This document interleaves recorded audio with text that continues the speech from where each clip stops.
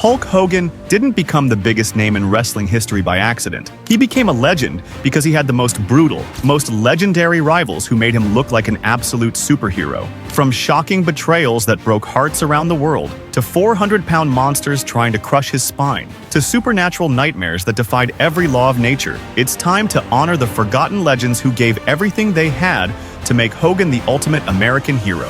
First up, Paul Orndorff. Paul Orndorff was one of Hulk Hogan's greatest rivals during the Golden Era. He went from being a standout football player to becoming Mr. Wonderful, the man who headlined the first WrestleMania. But after years of sacrifices and concussions, the effects of CTE would take their toll on Mr. Wonderful. And in 2021, doctors gave Paul devastating news. His time was running out. In 1949, Paul Parlett Orndorff Jr. was born in Brandon, Florida. The Orndorff were a working-class family. Every dollar came from hard work and long hours, something young Paul learned early on. While other kids in Brandon might have dreamed of easy success, Paul's childhood taught him that nothing comes without effort. Picture Tampa in the 1950s and 60s, hot summer days and Friday night lights. But the star who would later dominate wrestling rings started as the smallest kid on the block. Young Paul Orndorff wasn't born with natural size or strength, but he had something more powerful, pure grit that ran bone deep. When Paul first stepped onto a football field, it wasn't just about playing a game. He'd be the first to arrive at practice and the last to leave, turning the Florida sun into his personal training partner. While his classmates saw practice as something to get through, Orndorff saw it as something serious. He attacked the weight room like a man possessed, treating every rep like it was his last. Teachers and coaches would often find him running extra drills alone, long after everyone else had gone home. The other players started noticing something different about Paul.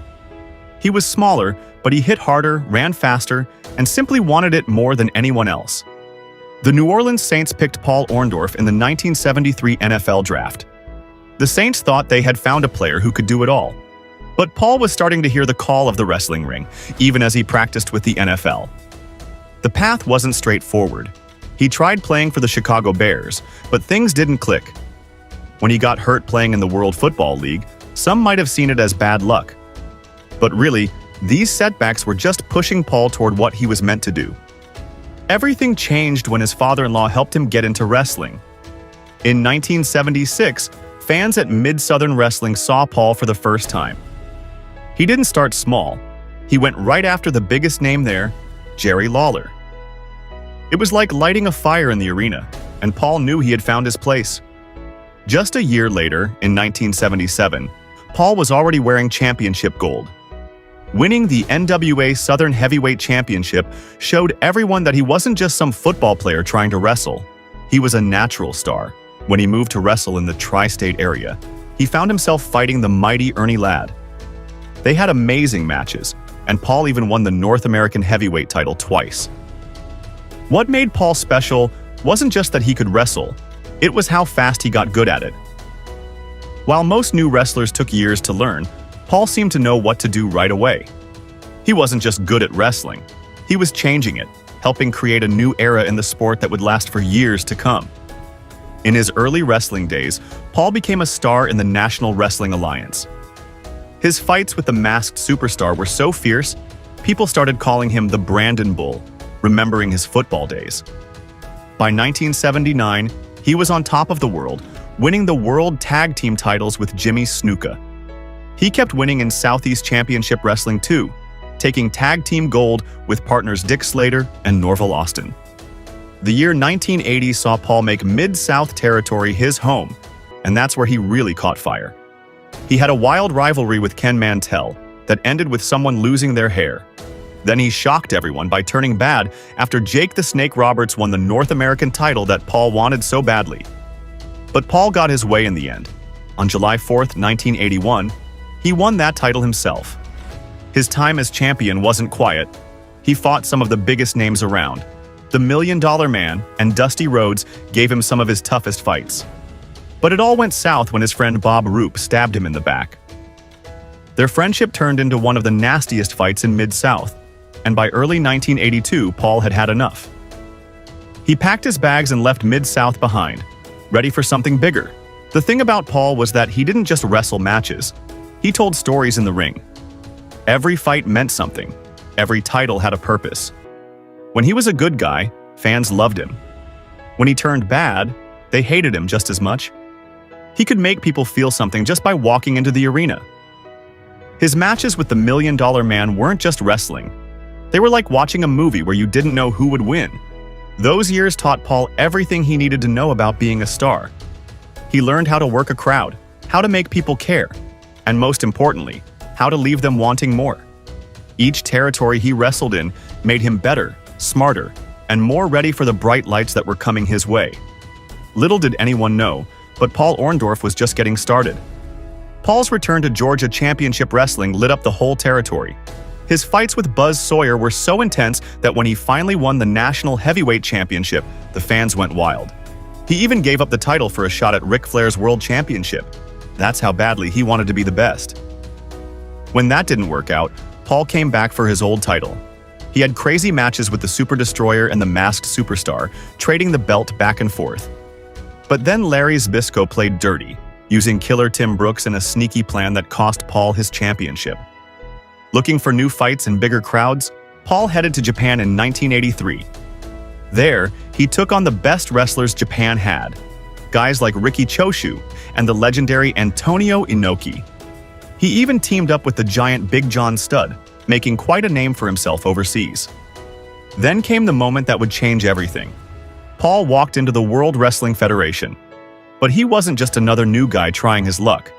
He was Mr. Wonderful now, full of confidence and swagger. On January 23, 1984, he stepped into Madison Square Garden, the most famous arena in wrestling, and beat Salvatore Bellomo. Just like that, Paul Orndorff was a main event star. What made this time special wasn't just the wins, it was how Paul carried himself. He wasn't playing a character anymore. He had become something larger than life. Every time he walked to the ring, fans knew they were seeing someone special. The way he moved, talked, and fought, it all screamed superstar. That first match at the Garden wasn't just a win. It was Paul Orndorff announcing to the world that he had arrived at the top of wrestling, and he wasn't going anywhere. When Paul stepped into the WWF ring, he wasn't just wrestling. He was putting on a show. Every move he made told a story, and when he grabbed the microphone, people couldn't look away. His biggest early story came when he teamed up with Rowdy Roddy Piper, and that's where everything changed. It was Piper who first called him Mr. Wonderful, a name that would stick forever. Together, they weren't just bad guys. They were the kind of villains that fans secretly loved, even while booing them. Then came the big one, a match that would change wrestling forever.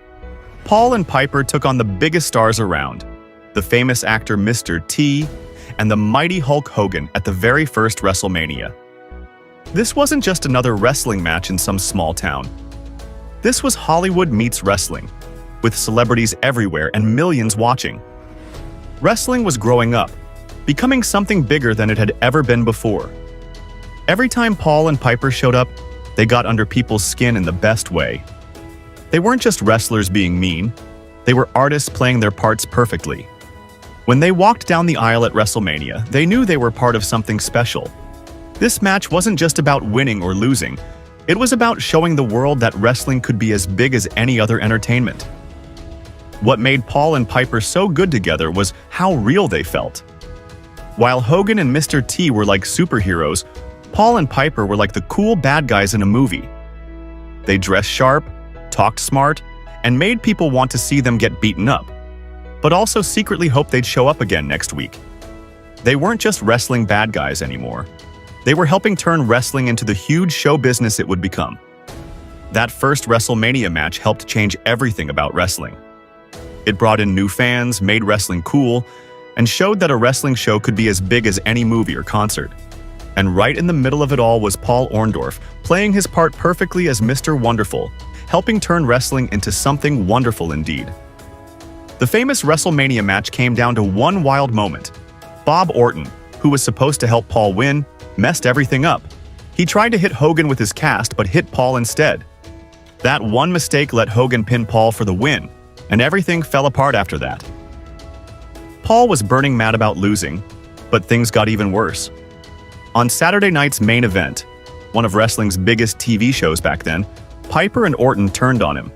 They jumped him and beat him down, thinking they'd taught him a lesson. But they didn't know Paul Orndorff very well. Because later that same night, when they were beating up Hulk Hogan 2-on-1, something amazing happened. The crowd went crazy when Paul's music hit.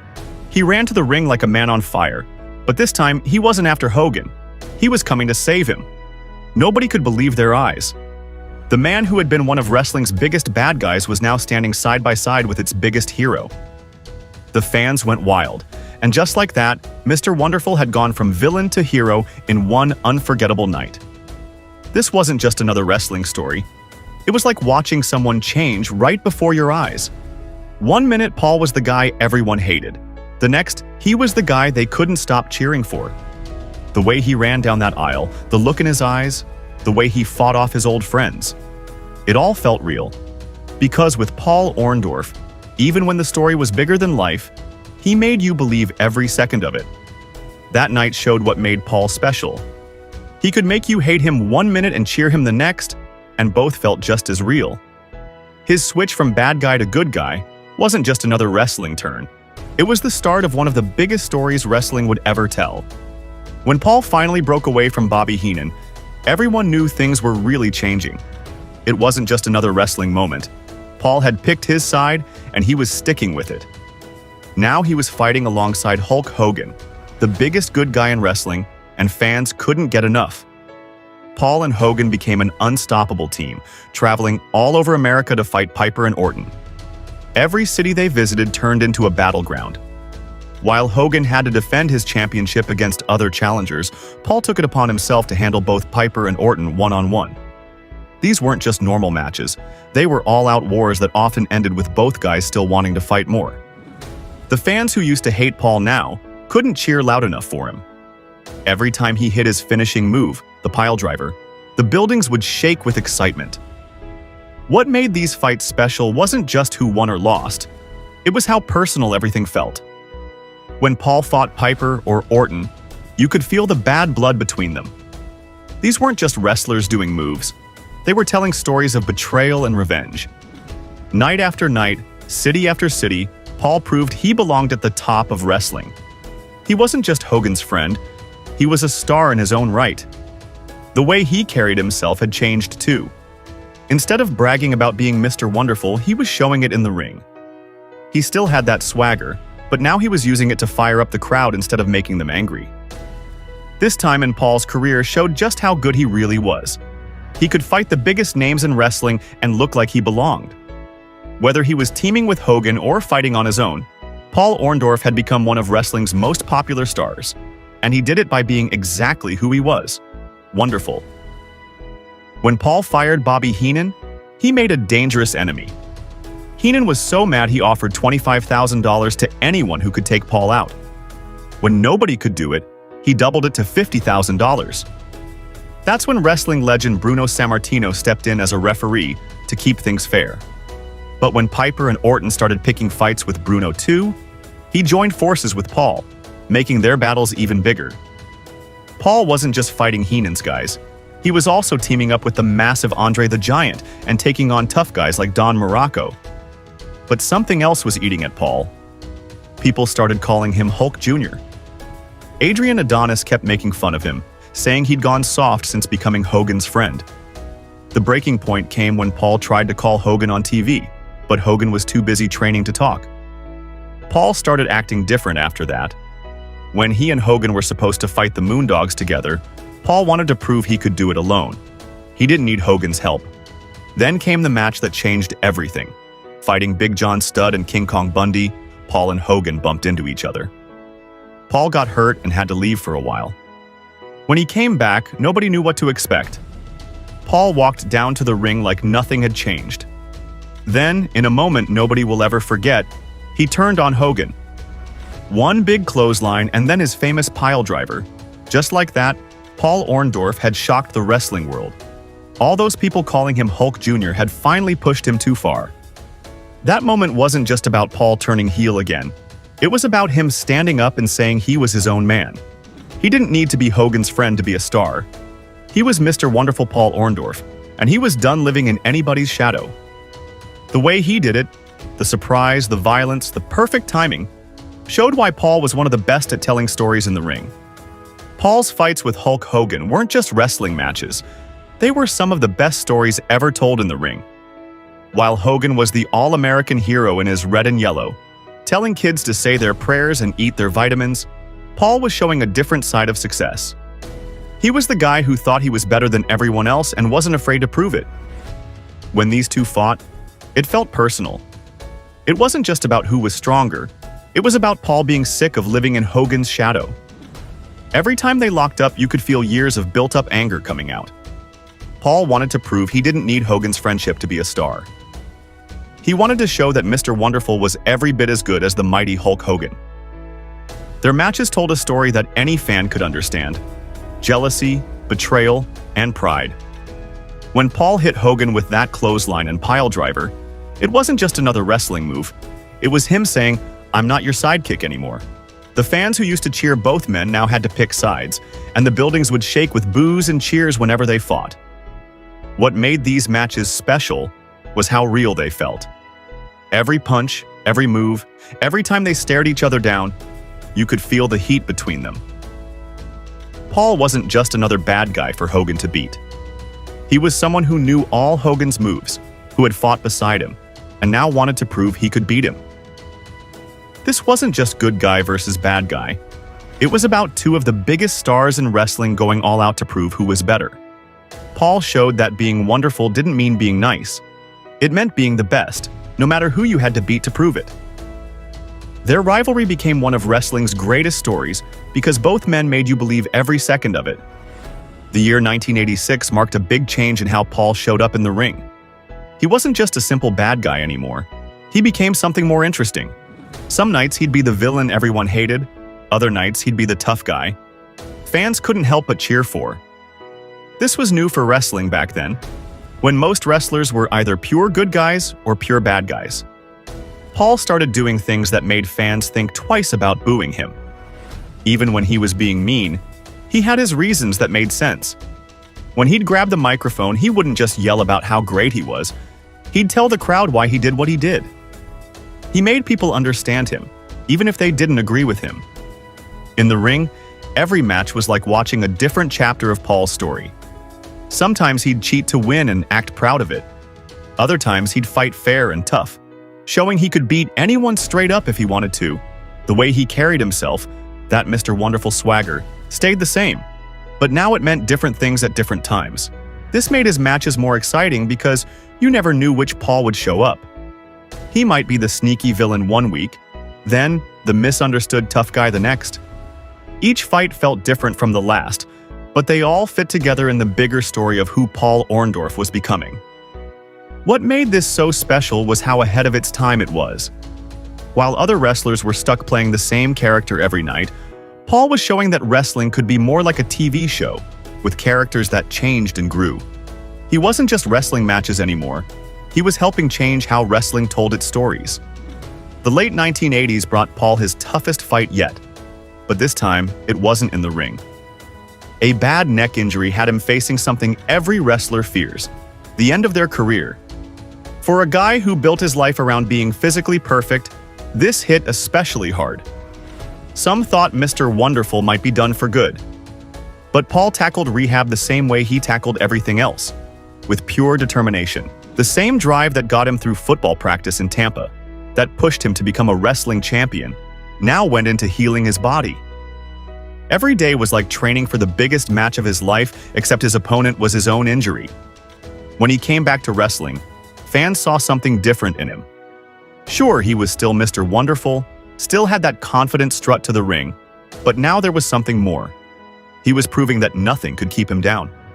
Every move he made told the crowd, "I'm still here. I'm still strong." His matches became more than just fights. They were proof that you could bounce back from anything. The way Paul fought through his injury inspired other wrestlers too. Here was one of the toughest guys in the business, showing that even the biggest stars could get hurt, but also showing how to fight back. Even with a bad neck, Paul kept pushing forward. He changed how he wrestled to protect himself, but never lost that fire that made him special. As the 1990s rolled in, wrestling wasn't the same business Paul had started in. The WWF was becoming huge, like a TV show that played all over the world. So Paul headed back to WCW, where he could still be Mr. Wonderful his way. He got into some hard-hitting fights with wild men like Cactus Jack and battled young stars like Dustin Rhodes, showing he could still go with anybody. But Paul was more than just another wrestler now. He was living history. He was one of the last guys around who knew what it was like when wrestling was split into territories, when you had to drive town to town making your name. He'd been there when wrestling was changing from a local attraction into something that played on TV screens worldwide. When fans watched Paul wrestle in the 90s, they weren't just seeing another match. They were watching someone who helped build the wrestling business they now loved. In his matches with younger stars, Paul wasn't just trying to win. He was teaching them what he'd learned over the years. Every hold, every move, every way he worked the crowd came from years of experience. The new guys might have been faster or flashier, but Paul knew things about wrestling that you can only learn the hard way, night after night in rings across the country. Paul Orndorff was like a walking wrestling history book, someone who'd seen it all, done it all, and could still show the young guys how it was done. In 2011, Paul faced his toughest fight yet when doctors told him he had throat cancer. They didn't give him much time, just days to live. Even with a feeding tube keeping him alive, Paul wasn't ready to give up. Just like all those times in the ring, he refused to stay down. When he announced in August that his cancer was gone, it seemed like Mr. Wonderful had pulled off one last amazing comeback. But some battles can't be won with just heart and determination. Over the years that followed, Paul started fighting dementia, a fight that slowly takes away who you are, bit by bit. In 2021, a surprising story unfolded about Paul Orndorff that showed how even wrestling's biggest stars could fall on hard times. It started simply enough. A fan shared a GoFundMe page on Turnbuckle Magazine's Facebook. The page had been set up by Paul's son Travis, asking for help with his father's medical bills. The news shocked many wrestling fans. Paul Orndorff had been a main event star in the 1980s, fighting in the biggest matches and biggest arenas. He'd headlined shows with Hulk Hogan when wrestling was exploding in popularity. If you'd asked fans back then to guess which wrestlers might need financial help later in life, almost nobody would have picked Mr. Wonderful. But this showed a harsh truth about wrestling in those days. Even though Paul had been on top, even though he'd helped make wrestling huge, the money didn't last forever. Medical bills, especially for aging wrestlers whose bodies had taken years of punishment, could eat through savings quickly. The same man who once fought in front of thousands now needed help from those same fans in a different way. Fans started sharing Travis's GoFundMe everywhere. The wrestling community, known for taking care of its own, began spreading the word. This wasn't just about helping an old wrestler. This was about helping Mr. Wonderful, someone who'd given his body and his health to entertain fans for years. The campaign showed how wrestling had changed too. In the old days, when a wrestler needed help, it would happen quietly, maybe through other wrestlers or small fan clubs. But social media let Travis reach out to wrestling fans everywhere, showing them that even someone as wonderful as his dad could need their help sometimes. When the GoFundMe campaign details came out, they painted a heartbreaking picture. Paul Orndorff, Mr. Wonderful himself, was 3 years behind on his property taxes and needed help buying medicine. Even worse, if he couldn't pay those taxes by September, he'd lose his home to the bank. Many fans couldn't believe it at first. Paul was known for being smart with his money, not someone who'd waste the millions he made wrestling. But then the real story came out through Brian, who explained what had drained Paul's savings. It wasn't bad spending or poor choices. It was the brutal cost of fighting stage 4 lymph node cancer. The same toughness that made Paul a wrestling star had helped him beat cancer against the odds. But the medical bills had taken everything he had. This was more than just another sad wrestling story. Here was a man who'd done everything right, saved his money, invested wisely, planned for the future. But cancer didn't care about any of that. The cost of staying alive had eaten through savings that should have lasted a lifetime. The same Paul Orndorff, who once main evented WrestleMania, was now at risk of losing his home. The situation showed a harsh truth about life in America. Even being a smart, successful star didn't protect you from medical bills that could take everything. The man who'd helped make wrestling a million-dollar business was finding out that in the real world, even millions might not be enough when serious illness strikes. For fans, this wasn't just about helping an old wrestler anymore. It was about helping someone who'd been smart with his money but got hit with something nobody could really prepare for. Mr. Wonderful needed help. Not because he'd failed, but because sometimes life throws something at you that's tougher than any opponent in the ring. The wrestling world jumped into action as soon as they heard about Paul's situation. Social media lit up with shares and retweets. Big names in wrestling like Hurricane Helms, Gerald Briscoe, and Rip Rogers helped spread the word. It wasn't just talk. People were opening their wallets to help Mr. Wonderful. The campaign that had only raised $640 suddenly took off like a rocket. Over 200 people stepped up to donate, most of them being regular fans who remembered Paul's matches. But some of wrestling's biggest stars pitched in too. Dallas Page, known for helping other wrestlers in need, contributed. Chris Jericho, one of modern wrestling's biggest stars, showed up to help. Even Afa Anoa'i from the legendary Samoan wrestling family joined in. What happened next was like something out of a feel-good movie. In just over 24 hours, fans and wrestlers together blew past the $10,000 goal. It showed something special about wrestling fans. They don't forget the stars who entertained them. Sure, they might boo the bad guys and cheer the good guys during shows, but when one of their heroes needed real help, they came together like family. The speed of it all was amazing. In about a day, they went from Paul possibly losing his home to having enough money to save it. Social media, which can often be a tough place, turned into a rally point for helping someone who'd given so much to wrestling. The same fans who once watched Paul battle Hulk Hogan were now fighting alongside him against a different kind of opponent. This wasn't just fans helping an old wrestler. It was the wrestling community showing what they're really made of. When one of their own needed help, whether they were wonderful or not, the wrestling family stepped up to the plate. When the money came in, the first thing it did was save Paul's home by paying off those back taxes. But the help meant more than just keeping a roof over his head. It also meant Paul could get the medicine he needed as he kept fighting health problems.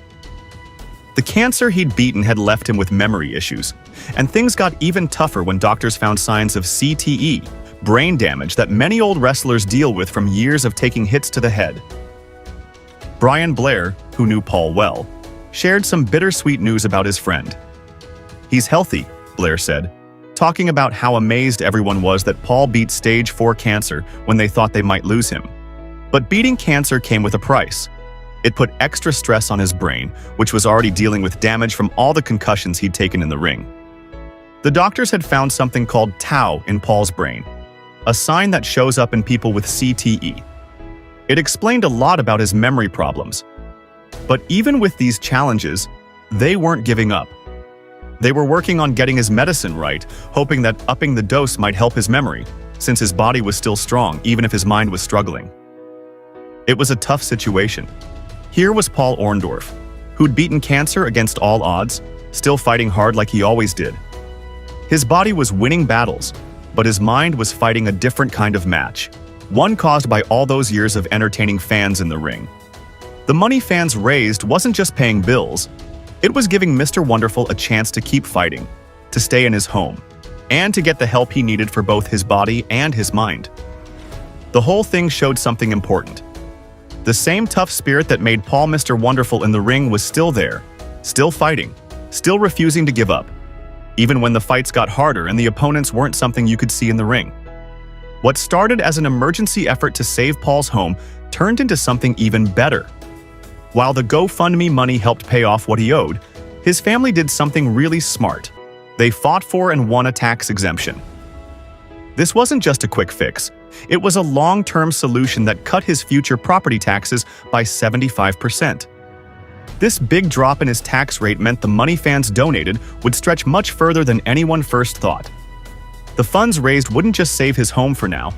They'd keep Paul's home safe for the next 4 years under this new, lower tax rate. What started as a crisis turned into stable ground for Mr. Wonderful to stand on. The family's work in getting this tax exemption showed the same kind of fighting spirit Paul was famous for. They didn't just solve today's problem. They looked ahead and found a way to make tomorrow better, too. Instead of needing another fundraiser next year, Paul could rest easier knowing his home was secure for years to come. This wasn't just about money anymore, it was about giving Paul peace of mind. After all his health battles, after beating cancer and dealing with CTE, at least he wouldn't have to worry about losing his home. The wrestling community hadn't just helped their hero once. Thanks to this tax break, their help would keep protecting Paul for years. The whole story, from the urgent call for help to the long-term solution, showed how the wrestling world takes care of its own.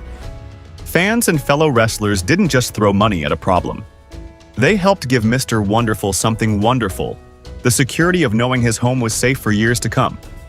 But even with all the love and support from fans who rallied to help him keep his home and get his medicine, Paul Orndorff's final battle came to an end on July 12, 2021. He was 71 years old.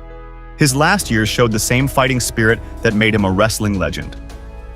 When cancer tried to take him down, he kicked out at 2.5, just like he'd done so many times in the ring. But dementia was different. It was an opponent that played by its own rules, one that even Mr. Wonderful couldn't overcome. The way Paul fought his health battles touched many people. Other wrestlers talked about how tough he was, fighting cancer when doctors had counted him out. Even in his final years dealing with dementia, he kept that spark that made him special. He might not have been the same Mr. Wonderful who lit up wrestling rings, but his courage never changed. In 2005, wrestling's biggest company gave Paul its highest honor, a spot in the WWE Hall of Fame. This wasn't just another award. It was proof that Mr. Wonderful had helped change wrestling forever. The fans who cheered and booed him over the years now stood to celebrate everything he'd given to the sport. Paul showed everyone that wrestling wasn't just about who won or lost. It was about telling stories that made people feel something real. When he strutted to the ring, flexing and calling himself Mr. Wonderful, he wasn't just showing off. He was showing what someone could become if they believed in themselves enough. From that small kid in Tampa to one of wrestling's biggest stars, Paul lived out a story of changing yourself into something greater. Every time Paul stepped into the ring, he taught fans and other wrestlers something important. Wrestling works best when it feels real. Whether he was Hogan's best friend or worst enemy, teaming with Piper or fighting him, Paul made you believe every second of it. He didn't just do moves, he made you care about why he was doing them. Next up, Big John Studd. Big John Studd was one of the 80s most monstrous heels who made heroes like Hulk Hogan and Andre the Giant look superhuman. In a time where bigger meant better, John pushed his body to extremes, building his frame to a massive 364 pounds through whatever means necessary. But in 1994, doctors gave John devastating news. He had only 1 month to live. On February 19, 1948, John William Minton was born in Butler, Pennsylvania. Before wrestling, he was a military police officer in the U.S. Army, and his massive size definitely helped him keep order. He trained under Killer Kowalski, and this matters because most giants in wrestling could get by on size alone. The fact that John learned from Kowalski, one of wrestling's best trainers, shows he wanted to be more than just another big wrestler. John started wrestling as the Mighty Minton in summer 1972 for NWA Hollywood. A few months later, he moved to the Worldwide Wrestling Federation as Chuck O'Connor, finishing that year with matches against stars like Chief Jay Strongbow and Gorilla Monsoon. John stayed with the WWF until February 1973, took a break from wrestling, then joined Mid-Atlantic in January the next year. When John joined Mid-Atlantic Wrestling, he still used the name Chuck O'Connor. Here, he started doing a lot of team matches. He partnered with wrestlers like Super Destroyer, Ivan Koloff, and Ric Flair. He spent about a year there, doing okay but not great, mostly in team fights. In January 1975, John went to the AWA, still using the name Chuck O'Connor. He had some wins and losses there before heading back to the WWF in 1976. This time, he became Executioner 2, teaming up with Executioner 1, who turned out to be his old trainer, Killer Kowalski. With Captain Lou Albano as their manager, they won the tag team titles in May 1976. The team later added a third member when Nikolai Volkov joined as Executioner 3. John left the Worldwide Wrestling Federation in 1977 to wrestle in Texas NWA promotions, mainly Houston Wrestling and NWA Big Time. During this period, he went by Big John Studd in Big Time Wrestling and Captain USA in Houston. He had several major matches, including a big victory over Bruiser Brody in a Loser Leaves Texas match, where he also won the NWA American Heavyweight title. His success continued as he won the NWA Hawaii Tag titles with Buddy Rose, and when he went back to Mid-Atlantic, he and Ric Flair took the NWA Mid-Atlantic Tag titles from Paul Jones and Ricky Steamboat. John stayed in Mid-Atlantic until 1980 before moving to the AWA, where they booked him as an unstoppable giant who kept beating wrestlers like Dino Bravo and Mad Dog Vachon. After successful runs in Georgia Championship Wrestling and the CWF, where he had some great matches with Dusty Rhodes, Big John Studd joined the WWF in November 1982 for what would become his most famous run. At this time, Andre the Giant was one of the few true giants in the WWF, especially in the early 80s. When John Studd arrived, he towered over most other wrestlers and was booked to crush everyone he faced.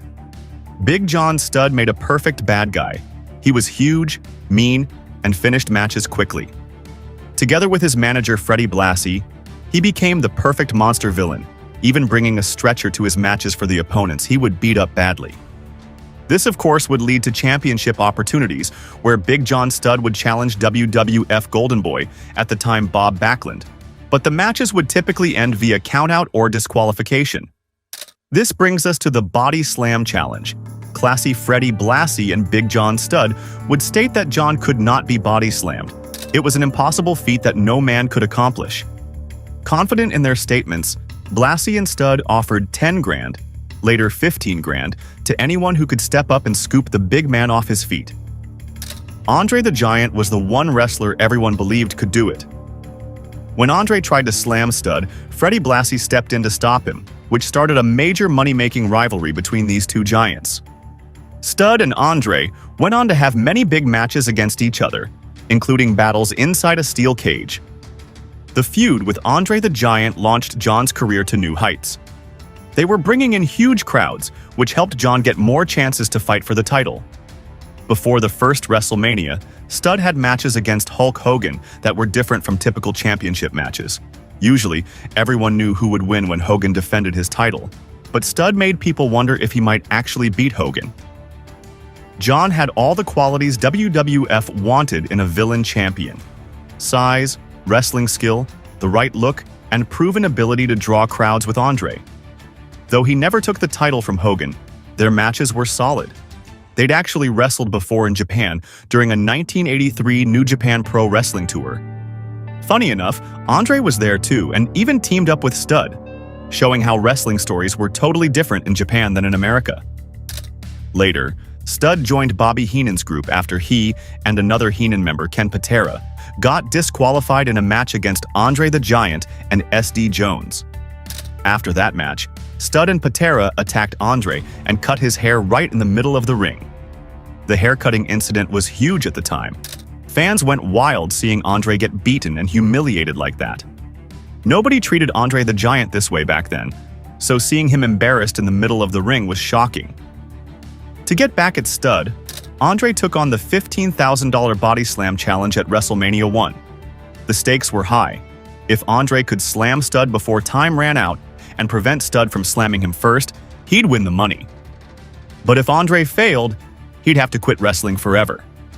While WWE usually credits WrestleMania 1's success to Hulk Hogan, Mr. T, and the celebrity turnout at Madison Square Garden, and yes, these were crucial in getting media attention, Andre and Studd deserve recognition too. The Body Slam Challenge was a major selling point for WrestleMania in 1985, with fans eager to see if Andre could win the money and get his revenge. The match itself was short but effective.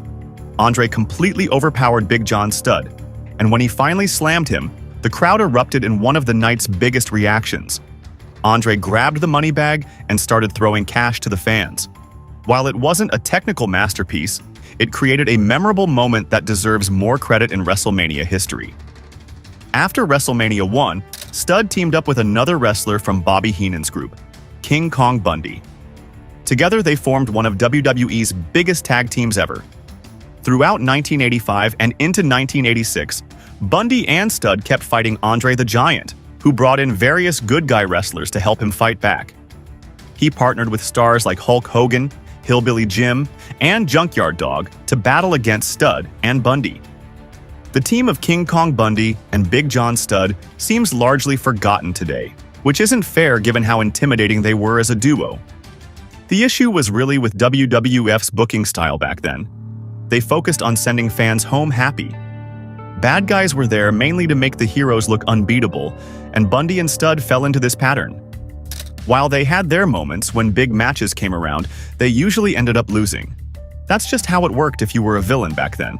And both Bundy and Studd played their parts perfectly. But if they'd won more important matches, they'd probably be better remembered today. It's not that heel teams never won in mid-80s WWF. Groups like the Hart Foundation and the Dream Team did well for themselves. But when you were up against stars like Andre the Giant and Hulk Hogan, that was a whole different story.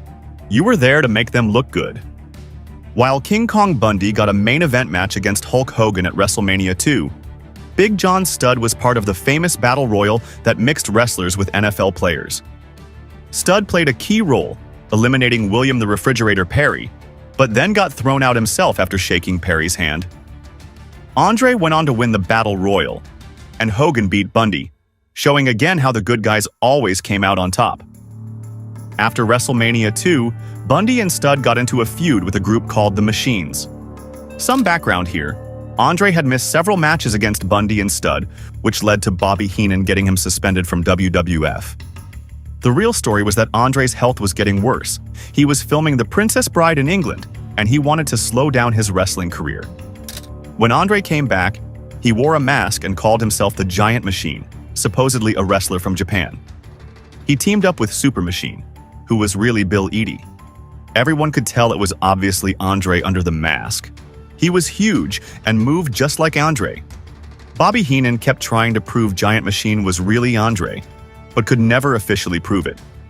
Eventually, Giant Machine disappeared and Andre came back as himself. Since Heenan's group never managed to unmask Giant Machine, they couldn't prove anything, making for some great wrestling storytelling. Near the end of 1986, the WWF started hinting at trouble between Bundy and Studd as they began arguing with each other. This looked like it was building to a match between them at WrestleMania 3. But instead, Studd chose to retire while he was still a major star in the World Wrestling Federation. When Big John Studd came back to WWF in December 1988, people had different theories about why. Some believed he knew about his serious illness and wanted to earn good money before having to quit for good.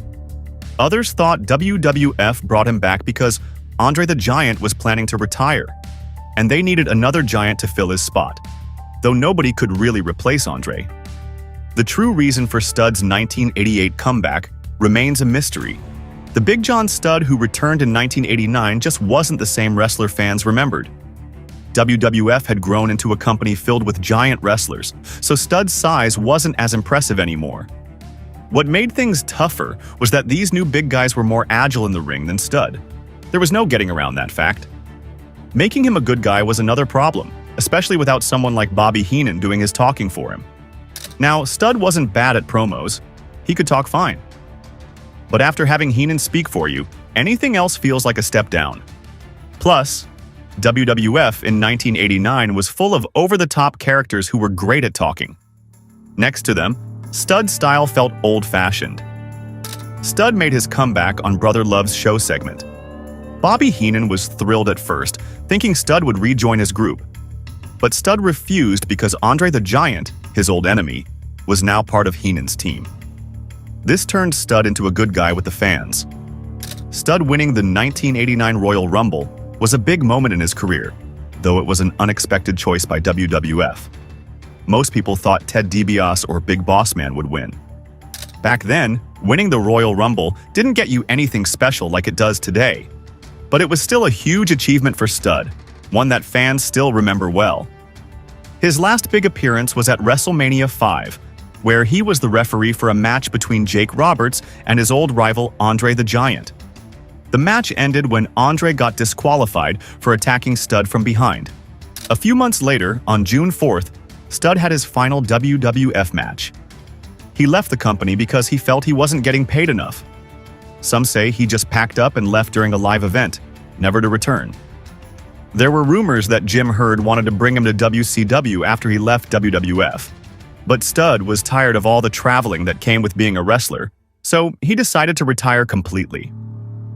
In autumn 1993, when life seemed normal for John, he discovered something concerning: a lump in his armpit. Though it wasn't causing him pain, he wisely decided to have it checked by a doctor. That's when he received devastating news. The doctors discovered a large tumor in his chest. It was cancer, news that shattered John's world.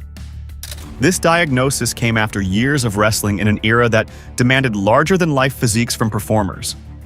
Like many wrestlers of the 1980s, John had felt pressure to maintain and enhance his impressive size to meet audience and industry expectations. While naturally a large man, the demanding nature of wrestling often led performers like him to use steroids to maintain their size and recover from injuries. The connection between his cancer and steroid use was something John himself would later acknowledge.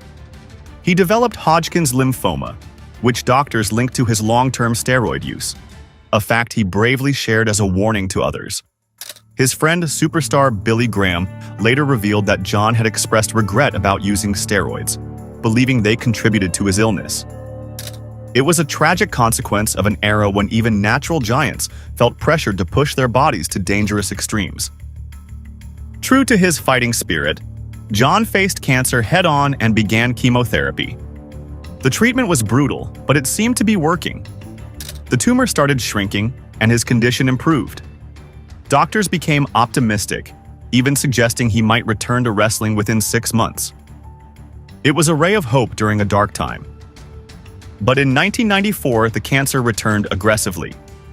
The doctors recommended a bone marrow transplant as the next step, but they faced a critical obstacle.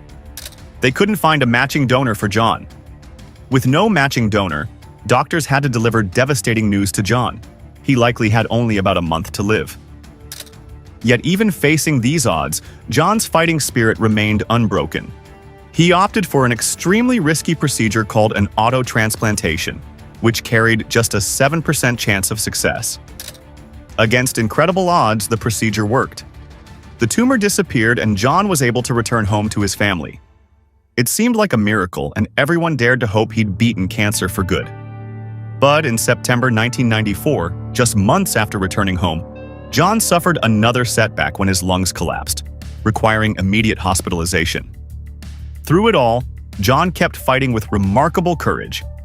He returned to the hospital in February 1995 for more chemotherapy, but received heartbreaking news. The cancer had spread throughout his body and treatment options were exhausted. On March 20th, 1995, John passed away peacefully. After fighting cancer with the same determination he showed in the ring, he was laid to rest in Pennsylvania. Big John Studd was inducted into the WWE Hall of Fame in 2004, honoring his lasting impact on professional wrestling. Looking back at Big John Studd's career, it's clear why he stands as one of wrestling's most overlooked giants. He played a crucial role in elevating stars like Hulk Hogan and Andre the Giant. As one of the biggest heels of the mid-'80s, both physically and in character, Studd gave these heroes the perfect opponent to prove themselves against. While Andre and Hogan were already stars before facing Studd, he provided them with some of their most memorable rivalries. Beating someone like Big John Studd meant something. His size and dominance made every victory over him feel significant. Throughout his career, Studd proved his value, from his time with the Executioners to his excellent partnership with King Kong Bundy, and especially his profitable feud with Andre the Giant that drew huge crowds everywhere they went. Though his 1988 comeback may not have reached the same heights, Big John Studd's impact on wrestling deserves far more recognition than it receives today. Next up, King Kong Bundy. At over 450 pounds, King Kong Bundy moved like a man half his size. At his peak, this monster demanded referees count to 5, because 3 seconds wasn't enough to prove his total dominance. But in 2019, the walking condominium would face his final opponent, and this time, not even a 5 count could save him. In 1955, Chris Allen Pallies was born in Woodbury, New Jersey. Growing up, Chris was always bigger than most kids his age, but he wasn't just big. He was a natural athlete who dominated in amateur wrestling, winning 2 regional championships before graduating in 1974. After high school, Chris headed to Larry Sharp's Monster Factory Wrestling School in Belmar, New Jersey, the place where giants were made. On March 7, 1981, he debuted in the World Wrestling Federation as Chris Kanyon, scoring his first victory against Strong Kobayashi 4 months later. But it was in Texas, with world-class championship wrestling, where Chris Pallies would transform into the legendary King Kong Bundy. Chris Pallies started out as Big Daddy Bundy, but that name was just the beginning. Everything changed when he got into a nasty feud with Texas wrestling's royal family, the Von Erichs. That's when he joined forces with the smooth-talking manager Gary Hart, who saw something special in the big man. Hart knew exactly what to do. He rebranded his massive wrestler as King Kong Bundy. Just like the famous movie monster, Bundy was huge, intimidating, and impossible to ignore. But sometimes the best things in wrestling happen by accident. During his heated battles with the Von Erichs, Bundy lost his hair in a match. Instead of being a setback, this became his trademark look. That massive, bald head made him stand out from every other wrestler. You couldn't miss King Kong Bundy when he walked into an arena. After making his mark in Texas, Bundy hit the road to become an even better wrestler. He traveled across the country, wrestling in different territories and learning new tricks along the way. In the American Wrestling Association, he terrorized their biggest stars. But his biggest achievement during this time came in Georgia Championship Wrestling. There, he teamed up with a mysterious masked wrestler known as the Superstar, and together they did something incredible. They beat the unstoppable Road Warriors for the NWA National Tag Team Championship. The Road Warriors were considered nearly unbeatable, so this was a huge deal. But it was in Mid-South Wrestling where Bundy came up with something that would make him truly unique. He wasn't satisfied with the regular 3-count pin that every other wrestler used. No, King Kong Bundy demanded the referee count to 5. This wasn't just showing off, it was brilliant psychology. Every time he pinned someone for a 5 count, it sent a clear message to everyone watching. I'm not just beating these guys, I'm destroying them. This 5 count became his calling card, something fans would anticipate every time he stepped into the ring. When King Kong Bundy stormed into the WWF on March 16, 1985, everyone knew something huge was about to happen. The WWF had been running promos for weeks, telling fans that a monster was coming. When Bundy finally stepped through the curtain on Championship Wrestling, jaws dropped. Poor Mario Mancini was in the ring, probably wishing he had called in sick that day. What happened next wasn't just a match. It was a demolition that had fans on the edge of their seats. The loud-mouthed manager Jimmy Hart was grinning from ear to ear, knowing he had just unleashed wrestling's newest nightmare on the WWF. But it was at the very first WrestleMania, in the world's most famous arena, Madison Square Garden, where Bundy really made history. His opponent that night was Special Delivery Jones, a tough veteran who'd been in countless battles. But nobody was ready for what happened next. The bell rang, and before the hot dogs in the concession stand could get cold, it was all over. 9 seconds. That's all it took. Bundy crushed SD Jones in the corner with his brutal avalanche splash, followed by his bone-crushing big splash in the middle of the ring. The referee couldn't count fast enough, even with Bundy demanding his trademark 5 count. Wrestling fans had seen quick matches before, but this was different. This was a statement that echoed through the wrestling world. King Kong Bundy wasn't just big, he was unstoppable. All through the summer of 1985, Bundy left a trail of broken opponents across the country. But everything changed in September when Jimmy Hart made a deal that would shake up the wrestling world. He traded Bundy to the greatest manager in wrestling, Bobby the Brain Heenan. The Brain knew exactly what to do with his new monster. He aimed Bundy right at the biggest target possible, the legendary Andre the Giant. Now, challenging Andre wasn't something wrestlers did lightly. The 7'4" Giant had been undefeated for 15 years. But Bundy didn't just challenge Andre.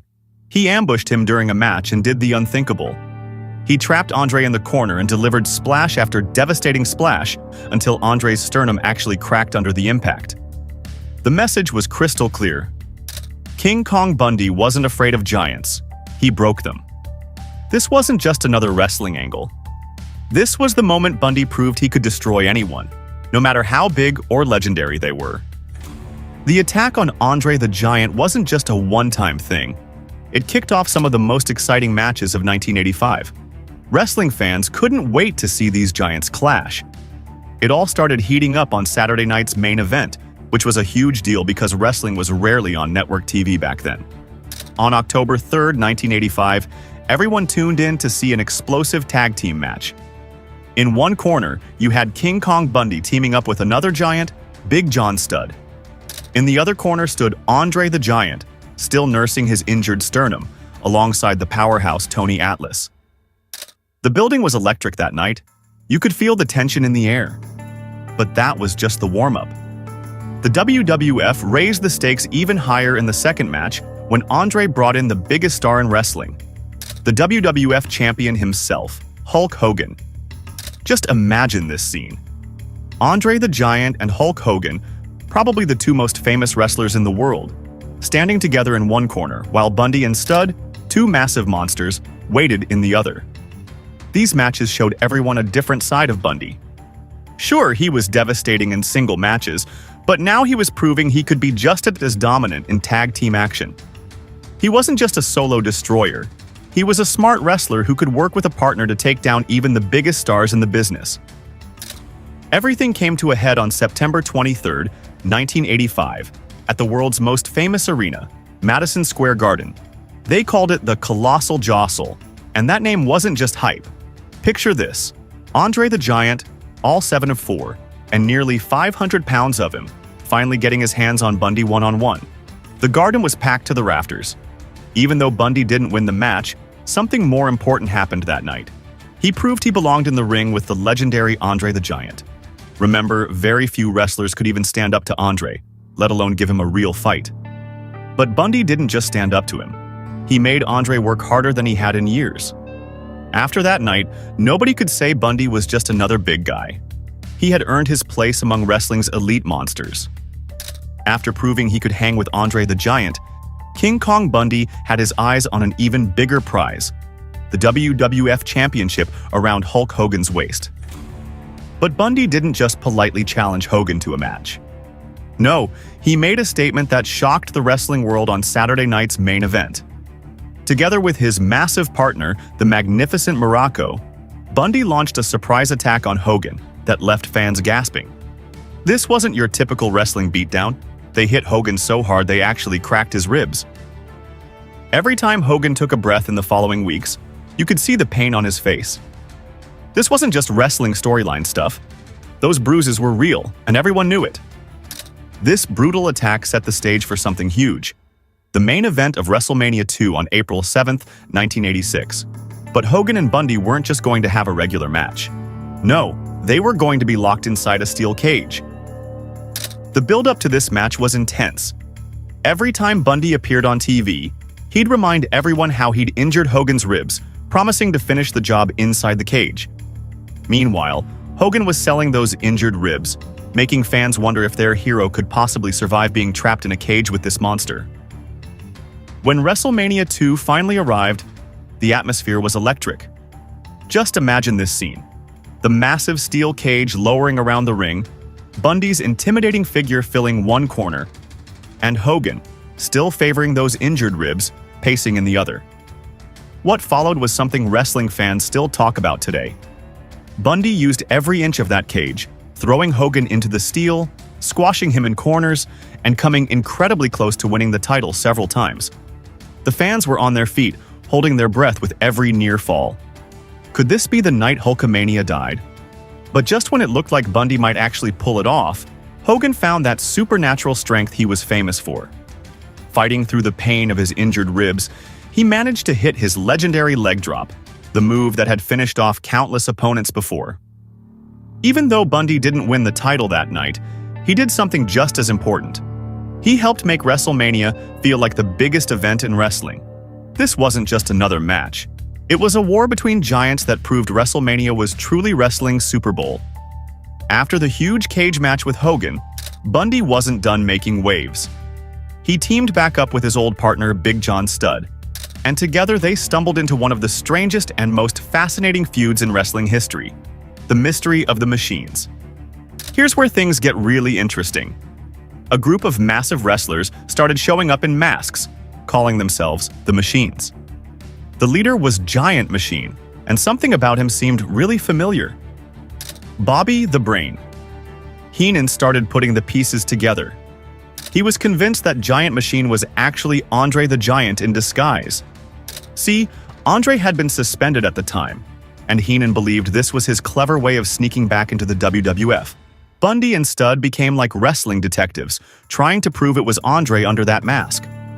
Every week, they'd try new ways to expose Giant Machine, measuring his footprints, comparing his moves to Andre's, even trying to rip the mask off during matches.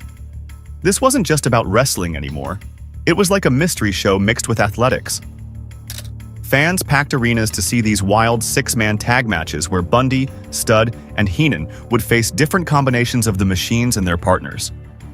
The matches were full of drama and comedy, with Heenan constantly pointing out evidence that Giant Machine was Andre, while Bundy and Studd tried to unmask their mysterious opponents.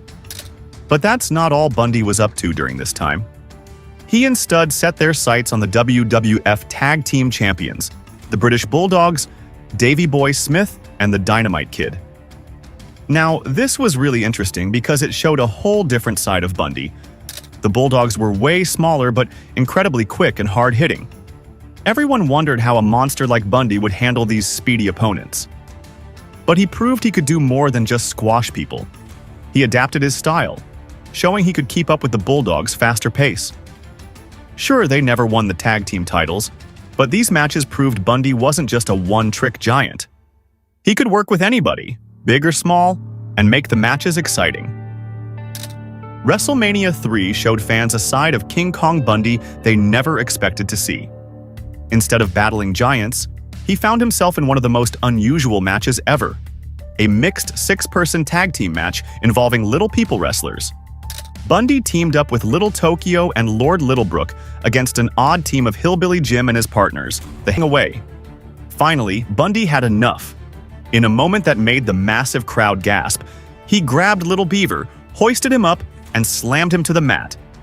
Then came the crushing elbow drop, a move that looked absolutely devastating given the size difference. The referee and partners turned on him. This wasn't just another match. It showed that Bundy could tell a story in the ring and get fans emotionally invested. But 1987 wasn't done with King Kong Bundy yet. He entered the prestigious King of the Ring tournament, proving he had the stamina to wrestle multiple tough matches in a single night. This was a big deal, because most giants couldn't last through several matches like that.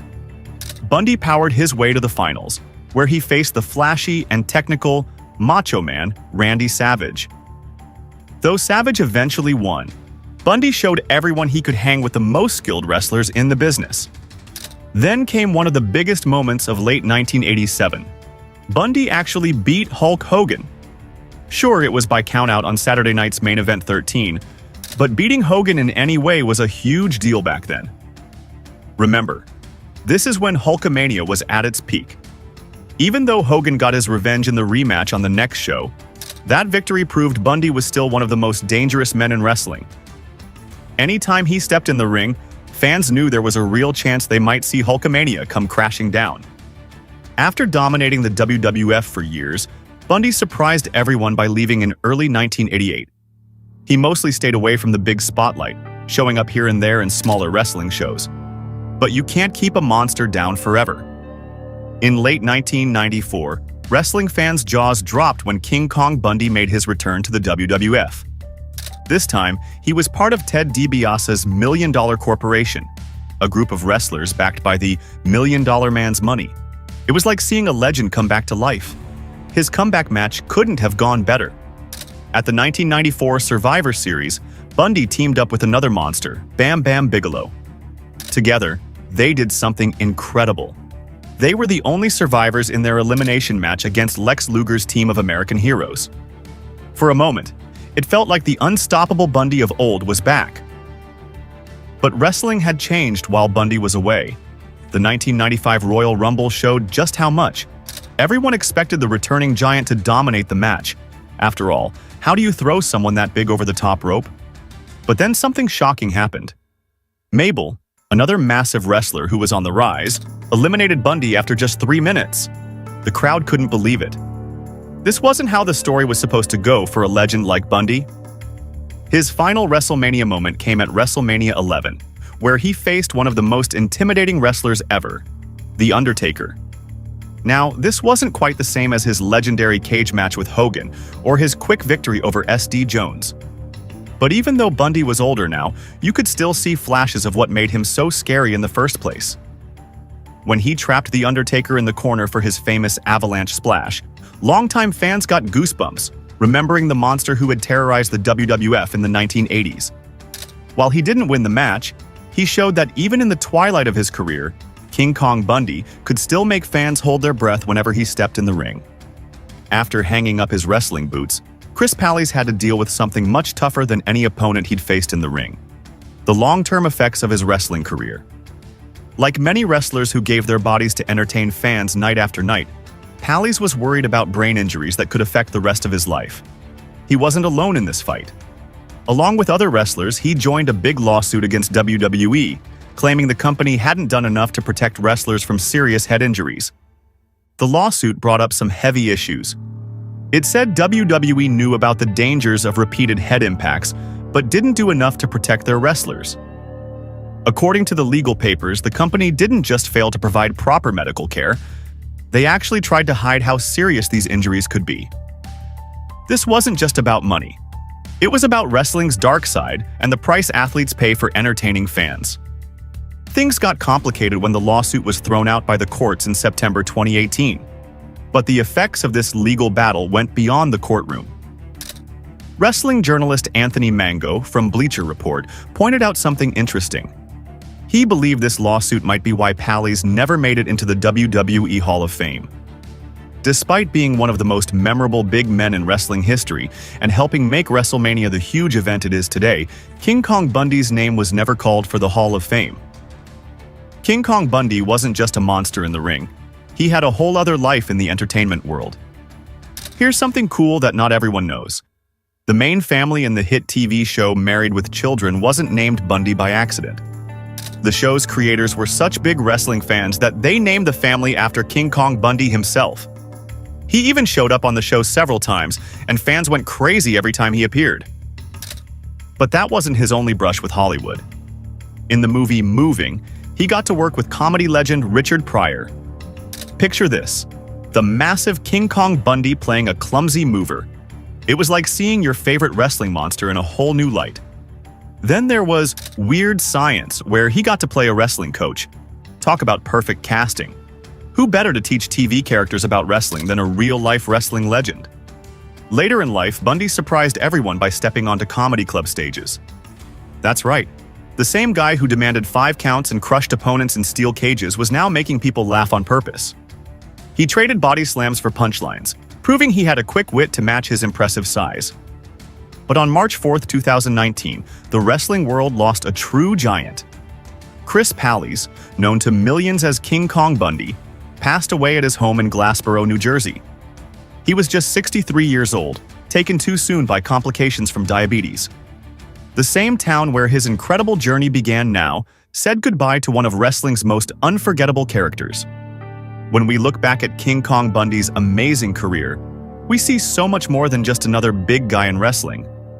Before him, most giant wrestlers would just lumber around the ring, using their size and nothing else. Bundy changed all that. Here was a huge man who could move like someone half his size, who could tell stories in the ring, who could make you laugh on TV one day and terrify you in a steel cage the next. Bundy's biggest gift to wrestling was showing future big men what was possible. He showed up in main events at the first 2 WrestleManias, helping make those shows the huge deal they are today. He broke Andre the Giant's sternum, went toe-to-toe with Hulk Hogan in a steel cage, and even made people take little people matches seriously at WrestleMania 3. He could work with anybody, any style, any size, and make it look good. After him, you had to have personality. You had to be able to work with different kinds of opponents. Whenever you see a modern giant wrestler moving quickly or cutting a funny promo, you're seeing a little bit of Bundy's influence. Today's wrestling fans might see clips of King Kong Bundy and think of him as a star from wrestling's past.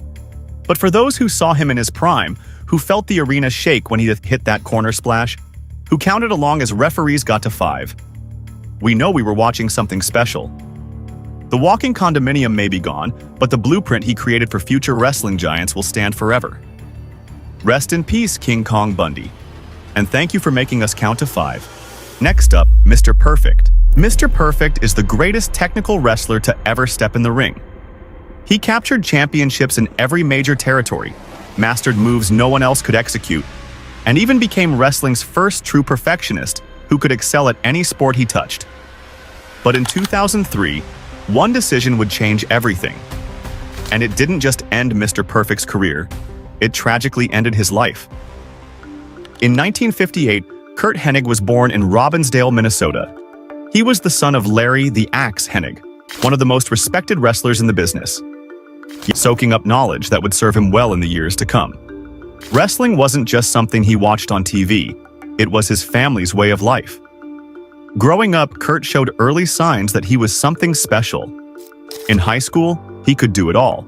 Football teams wanted him, basketball coaches tried to recruit him, and he made everything look easy. But despite all these offers coming his way, Curt knew exactly what he wanted to do with his life. Just like his father before him, the wrestling ring was calling his name. When Curt started training with wrestling legend Verne Gagne, something became clear right away. Curt was a natural in the ring. While most new wrestlers needed months of practice, Curt picked everything up instantly, like he'd been doing it his whole life.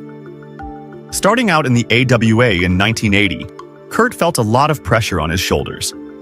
Everyone kept comparing him to his dad, Larry the Axe Hennig, one of the toughest wrestlers around.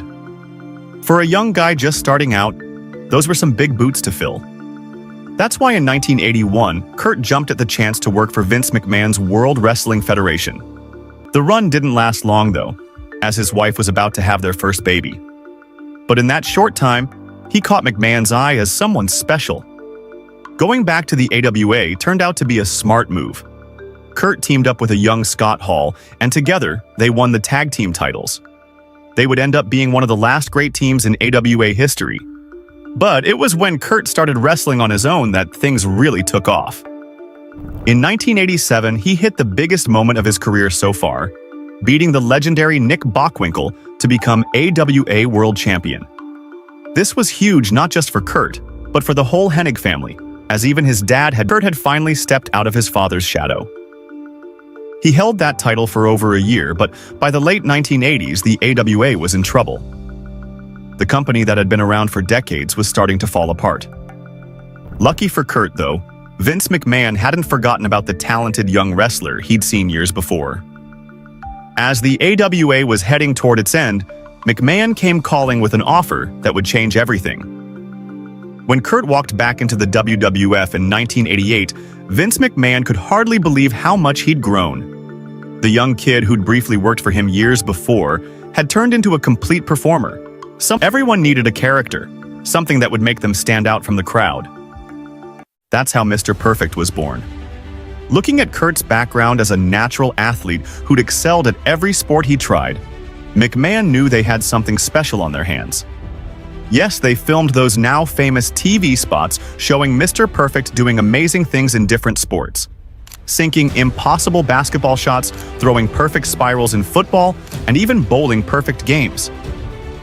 While some of these needed a few takes to get right, Curt's natural ability meant he could actually do most of these feats himself. Even when he wasn't the one doing the talking, Curt found ways to steal the show. While Flair was cutting one of his famous promos, fans couldn't help but watch Perfect in the background, making faces and reactions that made everything even better. During their time working together, Curt and Rick became close friends, which wasn't surprising given Curt's personality.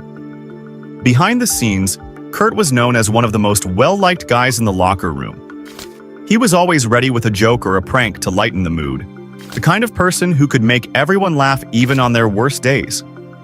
But while he kept everyone else smiling, Kurt was fighting his own battles.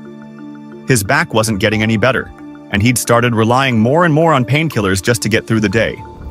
Yes, even though he wasn't taking bumps in the ring anymore, the pain from his injuries just wouldn't go away.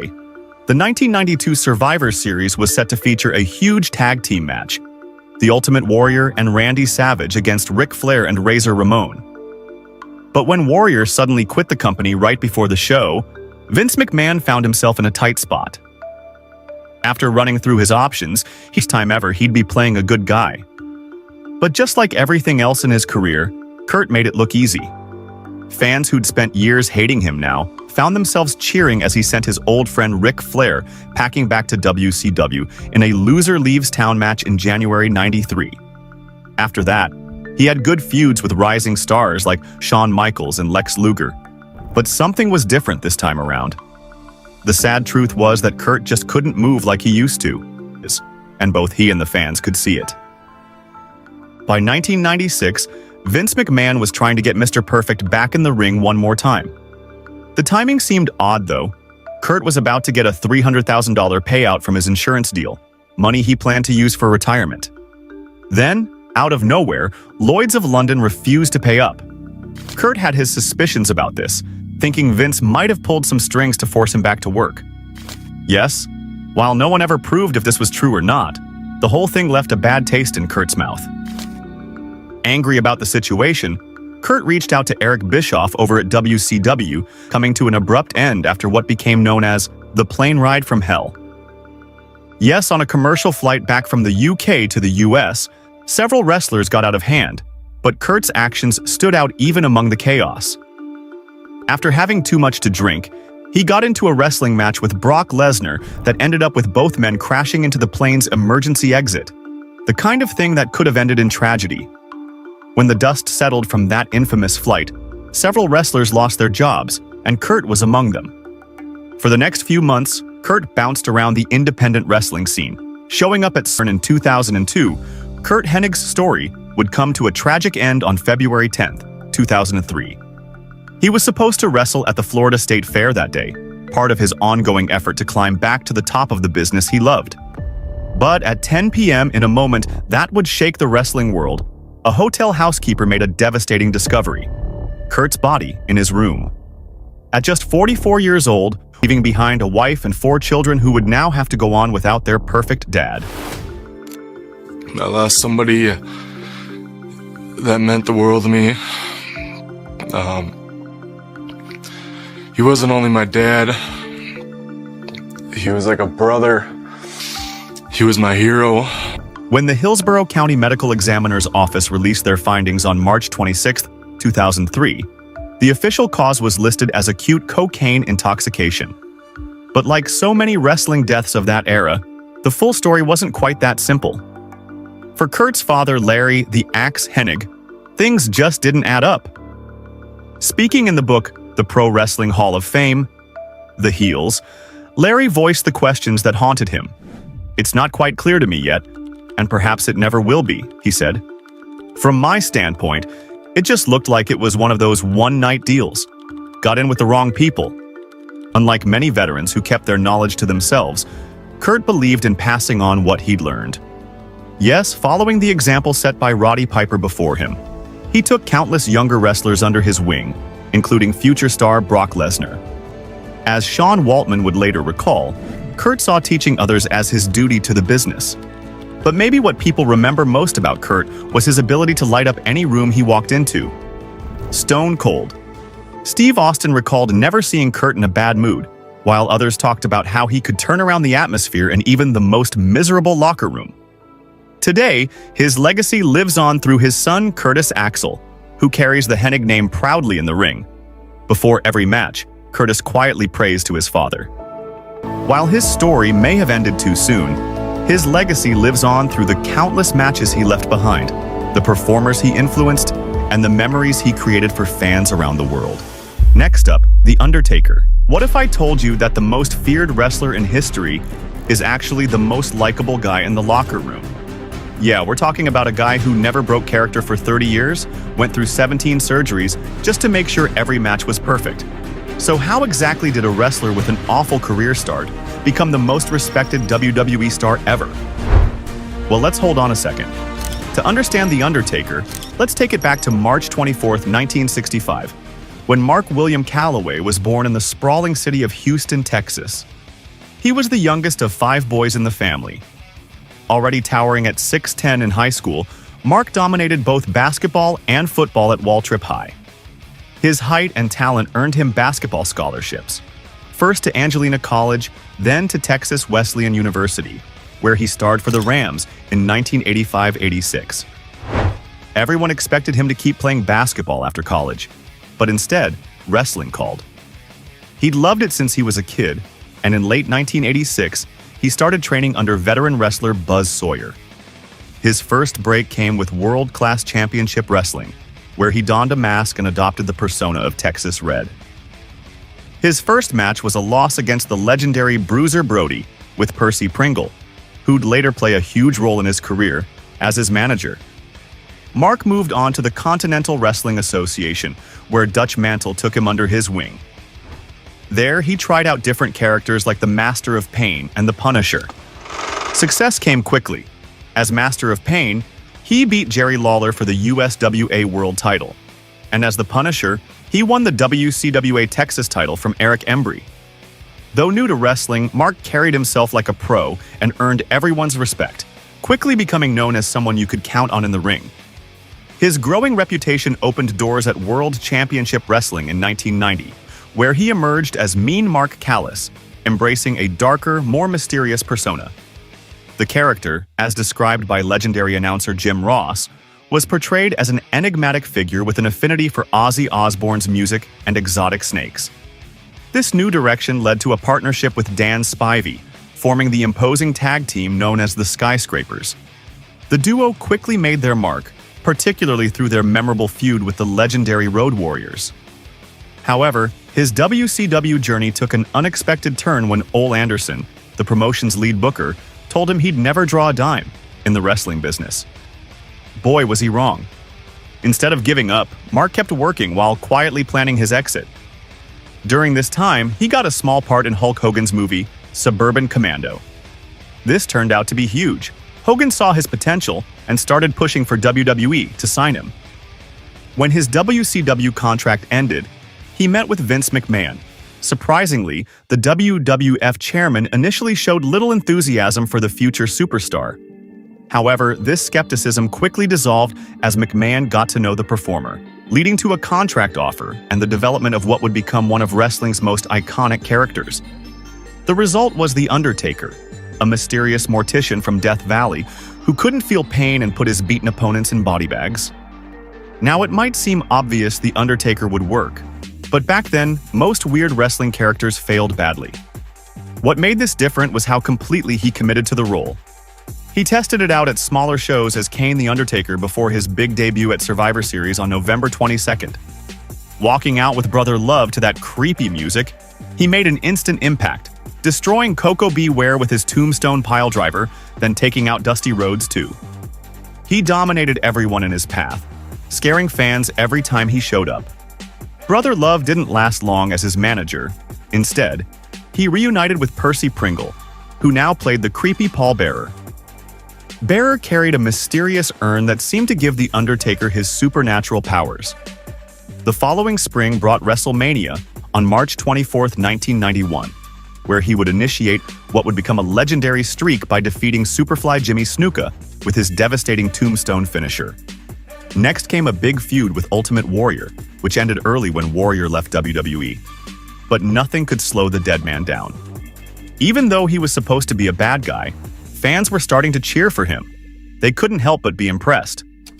In a huge moment at the 1991 Survivor Series, he shocked everyone by beating Hulk Hogan for the WWE Championship. Though he lost the title days later because Ric Flair interfered, just beating Hogan showed how much WWE believed in their new star. The next year got even better.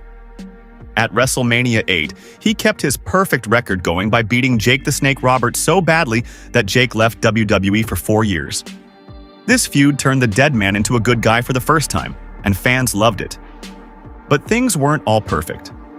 For a while, WWE kept putting him against really big guys who couldn't really wrestle well. Since his character had to act almost robot-like and not show pain, these matches weren't very exciting. He fought people like Kamala and Giant Gonzalez, barely beating Gonzalez by disqualification at WrestleMania 9 in 1993. It wasn't his best time, but he kept winning anyway. Things got better when he started fighting Yokozuna, leading to an exciting casket match at the 1994 Royal Rumble. Though he lost, the match ended with him mysteriously floating up to the heavens, a clever way to give him time off to heal his bad back. This meant missing WrestleMania for the first time, and he didn't return until SummerSlam. When he came back, he had to deal with a weird storyline where Ted DiBiase hired a fake Undertaker, played by Mark's friend Brian Lee. Behind the scenes, things were getting interesting too.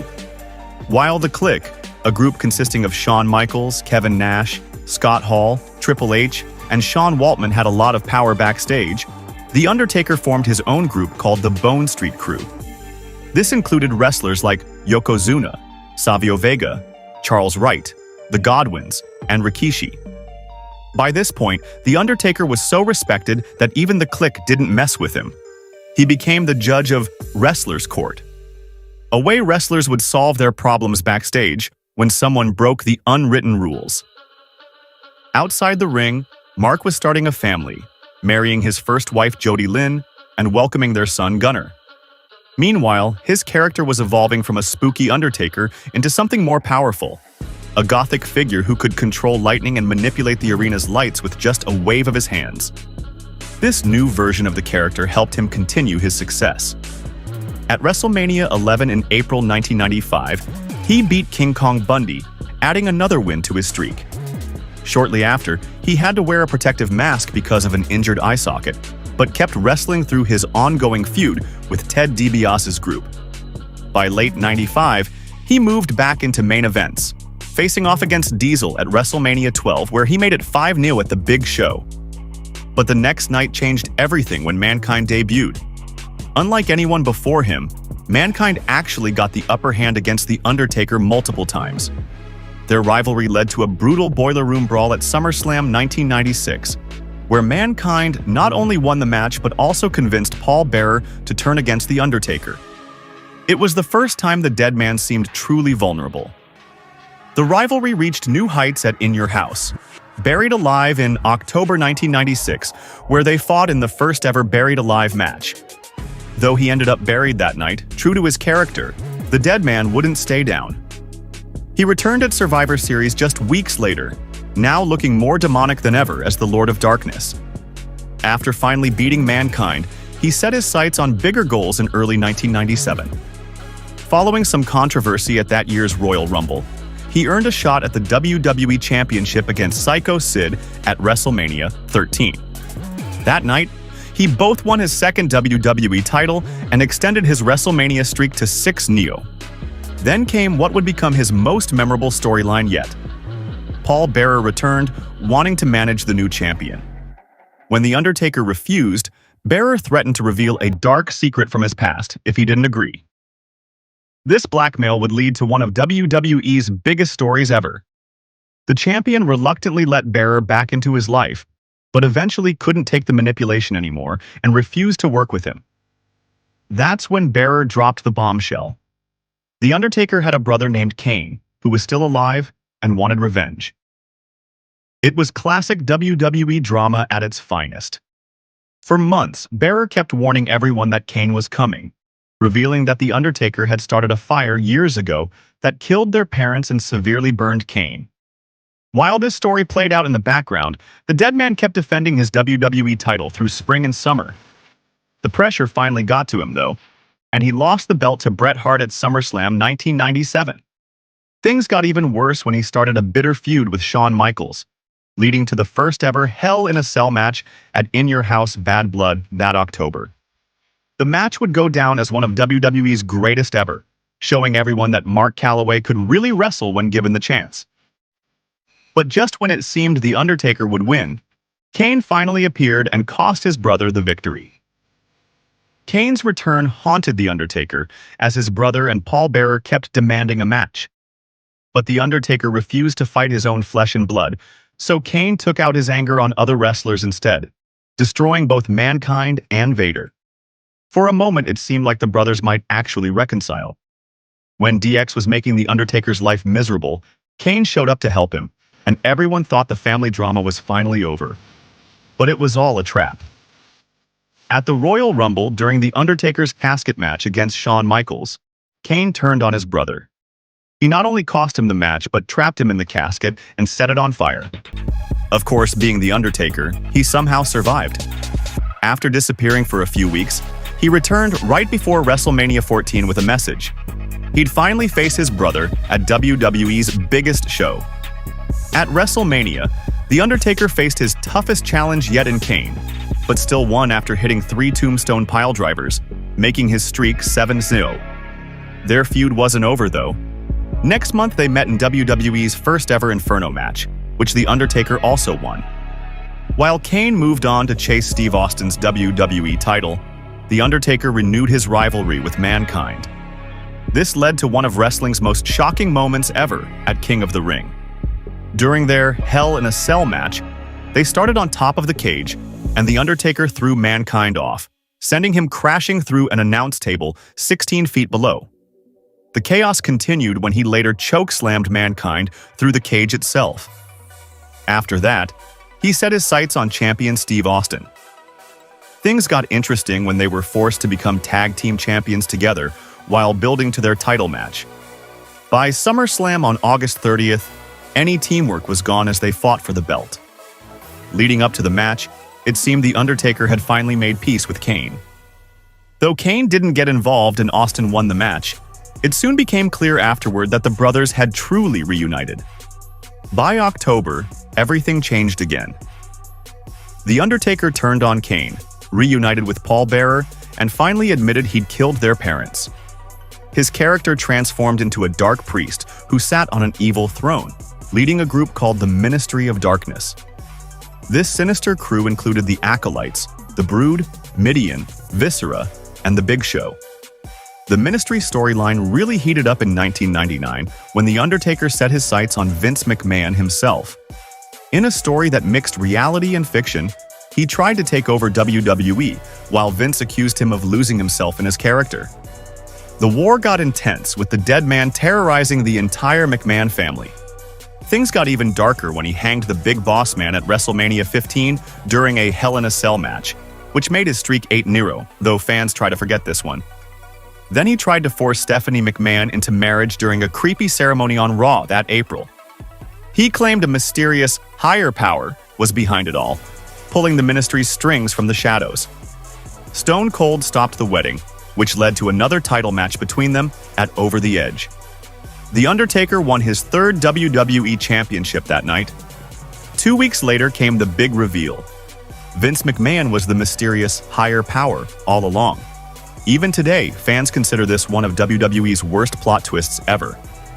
His title reign didn't last long, though. On June 28th's Raw, in what became WWE's highest-rated segment ever at that time, Stone Cold won the belt back. The Ministry fell apart after that, and The Undertaker started teaming with Big Show, taking the younger wrestler under his wing. They even won the tag team titles twice together. During this time, The Undertaker started looking less like a dark priest and more like his real-life self. Kevin Nash claimed this change happened because The Undertaker was planning to jump to WCW, though that seems unlikely given both WCW's struggles and The Undertaker's loyalty to WWE. Whatever the real reason, he took some time off in September 1999 to heal a groin injury and marry his second wife, Sarah. When he returned at Judgment Day in May 2000, fans saw a completely different Undertaker, the American Badass. The dead man was gone, replaced by a tough-talking biker who rode to the ring on a Harley-Davidson wearing denim and leather. Kid Rock's American Badass, later Limp Bizkit's Rollin', became his entrance music. Though it was a huge change, fans quickly embraced this new version of The Undertaker, breathing fresh life into a character that should have gotten stale years ago. This new style made him even more dominant. After a quick feud with Kane, they reunited as the Brothers of Destruction. On his own, freed from his old character's limitations, he was finally having great matches with stars like Kurt Angle, The Rock, and Triple H. His feud with Triple H led to what many consider his best WrestleMania match yet, making his streak 9-0 at WrestleMania 17. Surprisingly, it was around this time that someone backstage first noticed he'd never lost at WrestleMania. While the streak seems planned now, those first 9 wins were just luck. Before his next WrestleMania chance, he stayed busy. He and Kane won the tag team titles on the April 19th SmackDown and feuded with Steve Austin and Triple H's two-man power trip.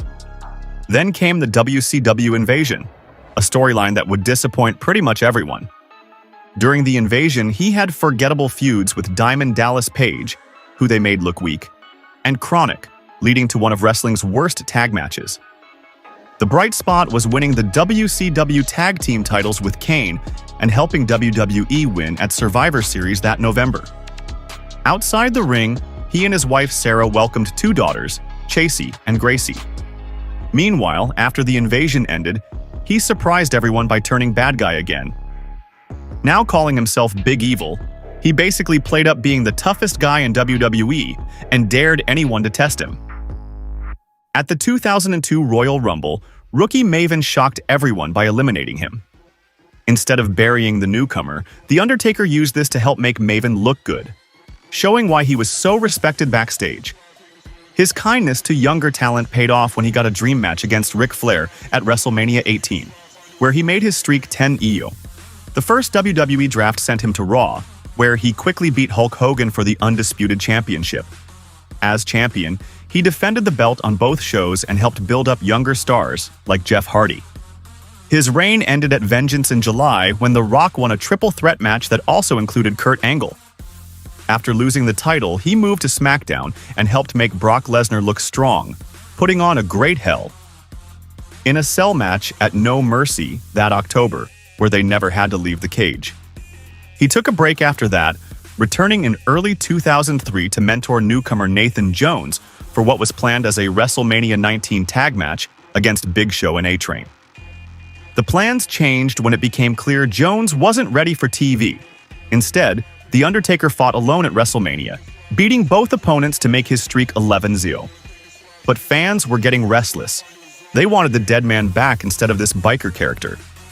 He spent the rest of 2003 having solid matches with John Cena, Kurt Angle, and Brock Lesnar before losing to Vince McMahon in a Buried Alive match at Survivor Series that November. The loss gave him time to rethink his character and mourn his father's passing. When he returned at WrestleMania 20 in March 2004, fans got what they wanted. The dead man was back, but with a twist.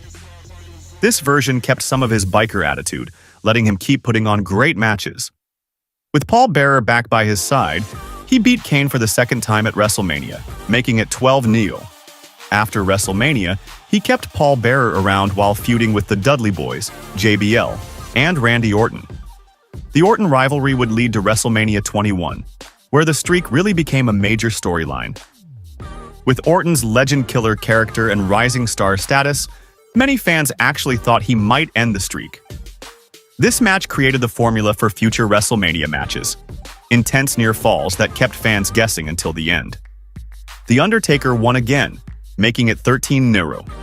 His matches were getting better too, thanks to his growing interest in MMA. He started using moves like the Gogoplata, adding a new layer of realism to his fights. 2005 saw him in a controversial feud with Muhammad Hassan that had to be cut short when a terrorist-themed segment aired on the same day as the London bombings. He went back to feuding with Orton after that, actually losing to him at both SummerSlam and No Mercy that fall.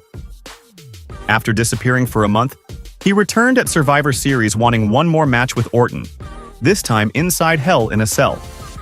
Leading up to this match, the supernatural side of his character came back strong. He started doing creepy things like possessing backstage interviewers to send messages to Orton. The mind games worked. He beat Orton at Hell in a Cell that December, ending their rivalry for good. Looking for new challenges, he faced Kurt Angle in early 2006. In a rare showing of respect, he actually tapped out to Angle's ankle lock. WrestleMania 22 was supposed to feature another match with Angle, who was planned to end the streak. Plans changed though, and while Angle went after the World Heavyweight title, The Undertaker faced Mark Henry in a quick casket match instead, making it 14-0. Then came a rough patch, trying to get good matches out of the Great Khali. Even The Undertaker couldn't make that work. Despite having proven himself as a great wrestler, he had to power through these lackluster matches at Judgment Day and on SmackDown that August. Things improved when he started feuding with Mr. Kennedy.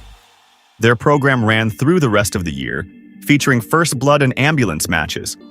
He even brought Kane back to team up against Kennedy and MVP. By 2007, he set his sights on his first Royal Rumble win. Entering at number 30, he found himself face-to-face with Shawn Michaels in the final two, their first encounter since the late 90s.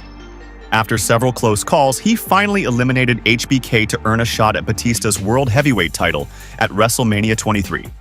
The WrestleMania match delivered.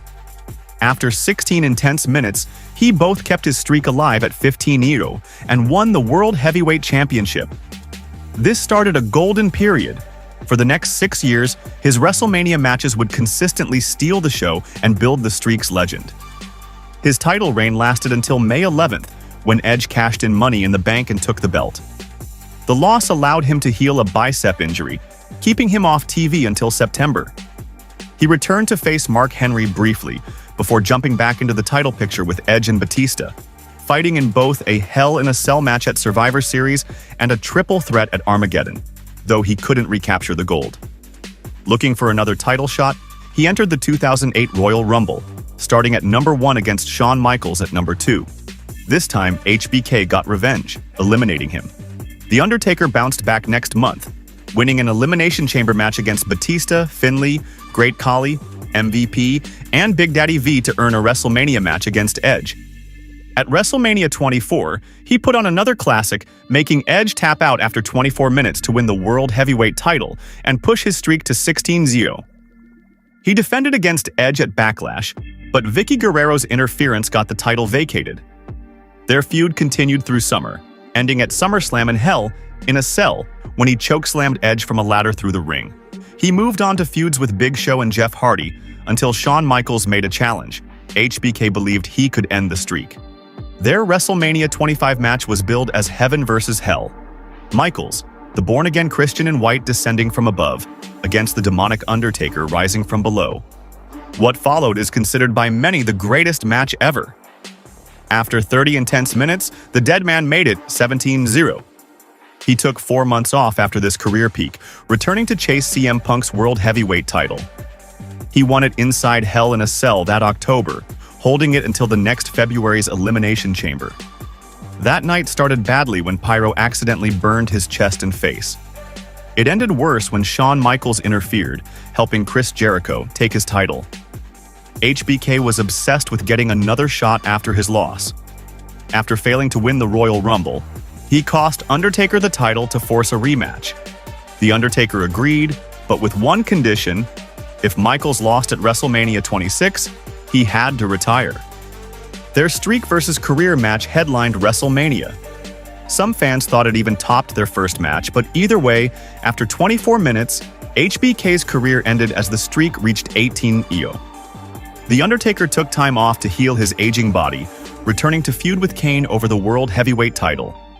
Knowing his career was winding down, he put Kane over strong, losing 3 straight pay-per-view matches before taking more time off for rotator cuff surgery. He made it back for WrestleMania 27, where Triple H challenged him to avenge Shawn Michaels. Though he won to make it 19-0, the match told a new story. The dead man barely survived, needing help to leave while Triple H walked out on his own. This led to their WrestleMania 28 rematch, dubbed the End of an Era. After not wrestling for a full year, The Undertaker would face Triple H in Hell in a Cell with HBK as referee. The story was clear. Keeping the streak alive was getting harder with age. For over 30 minutes, they told an incredible story. Everyone believed the streak might end when Undertaker barely kicked out of a Sweet Chin Music pedigree combo, but he survived to make it 20-0. The match was so perfect that Mick Foley begged him to retire right there, saying he'd never top it. He didn't listen. Though he had another good match beating CM Punk at WrestleMania 29 to reach 21-0, age was clearly catching up to him. After mostly staying away from the ring for a year, he returned at WrestleMania 30 to face Brock Lesnar. Nobody thought Lesnar would win. Surely the streak would end with a young star getting the spotlight. That's why the arena fell silent when Brock hit his third F5 and got the pin. After 24 years, the streak was over. Like wrestling's Red Wedding, it proved the dead man was mortal after all. Brock used the win to become WWE's final boss, a role he still holds today. But The Undertaker wasn't done. He returned at WrestleMania 31 to beat Bray Wyatt, then had a surprisingly good Hell in a Cell match with Lesnar that summer. By WrestleMania 32, though, when he fought Shane McMahon in a disappointing match, it was clear his best days were behind him. Everyone could see he needed to retire, but out of respect, nobody would tell him. By then, Mark Calloway knew he'd missed his perfect exit and became obsessed with finding one last great match. His body wasn't cooperating, though. At WrestleMania 33, his match with Roman Reigns was rough to watch. His bad hips made it clear he shouldn't have been wrestling. The next year's match with John Cena only went 3 minutes because of his limitations. He tried getting back in shape for matches in Saudi Arabia, but these turned out even worse, especially his bout with Goldberg and a tag match with Kane against DX. He had a decent showing teaming with Roman Reigns against Shane McMahon and Drew McIntyre at Extreme Rules 2019, but it still wasn't the send-off he wanted. Finally, at WrestleMania 36, he got his perfect ending against AJ Styles. The pandemic forced them to get creative with the Boneyard match, which cleverly worked around his physical limits while celebrating all his characters: the Dead Man, American Badass, and Mark Calloway himself. After winning and making his WrestleMania record 25-2, he seemed ready to retire. Hulk Hogan, Stone Cold, Steve Austin, John Cena, Roman Reigns. The faces of WWE changed, but they all had to step into the dead man's domain. Each generation's top star learned the same hard truth. They might have ruled WWE for a time, but they were always walking in the Undertaker's yard. And that yard, sacred ground built on 4 decades of darkness, respect, and legend, will forever belong to him and him alone. Next up, Vader. Big Van Vader was one of wrestling's most agile big men, whose moonsaults and devastating power moves made him a superstar in both Japan and America. He went from being an NFL lineman to becoming a 3-time WCW World Champion and the most feared gaijin in Japanese wrestling history. After decades of punishing his 400-pound frame with high-flying moves, Vader's body began to break down. In 2016, doctors delivered Vader a death sentence. He had just 2 years to live. The year was 1987, and professional wrestling was undergoing a seismic shift. What once was a business dominated by technically gifted performers who could go an hour in the ring was rapidly transforming into something bigger, literally. Promoters had discovered a simple truth: size sold tickets. The template for success had a name: Hulk Hogan. At 6'7" with his famous 24-inch pythons, Hogan proved that impressive physicality combined with charisma could draw unprecedented crowds. Every promoter wanted their own Hulk Hogan, but genuine superstars were rare. Promoters began recruiting athletes with proven backgrounds: football players, weightlifters, martial artists. Yet most struggled with wrestling's unique demands. What wrestling needed was unprecedented: a super heavyweight with cruiserweight agility. Someone who could throw opponents across the ring one moment and fly through the air the next. Enter Leon White, a 6'5", 450-pound former NFL lineman whose journey to becoming wrestling's most feared monster began with a devastating career-ending injury.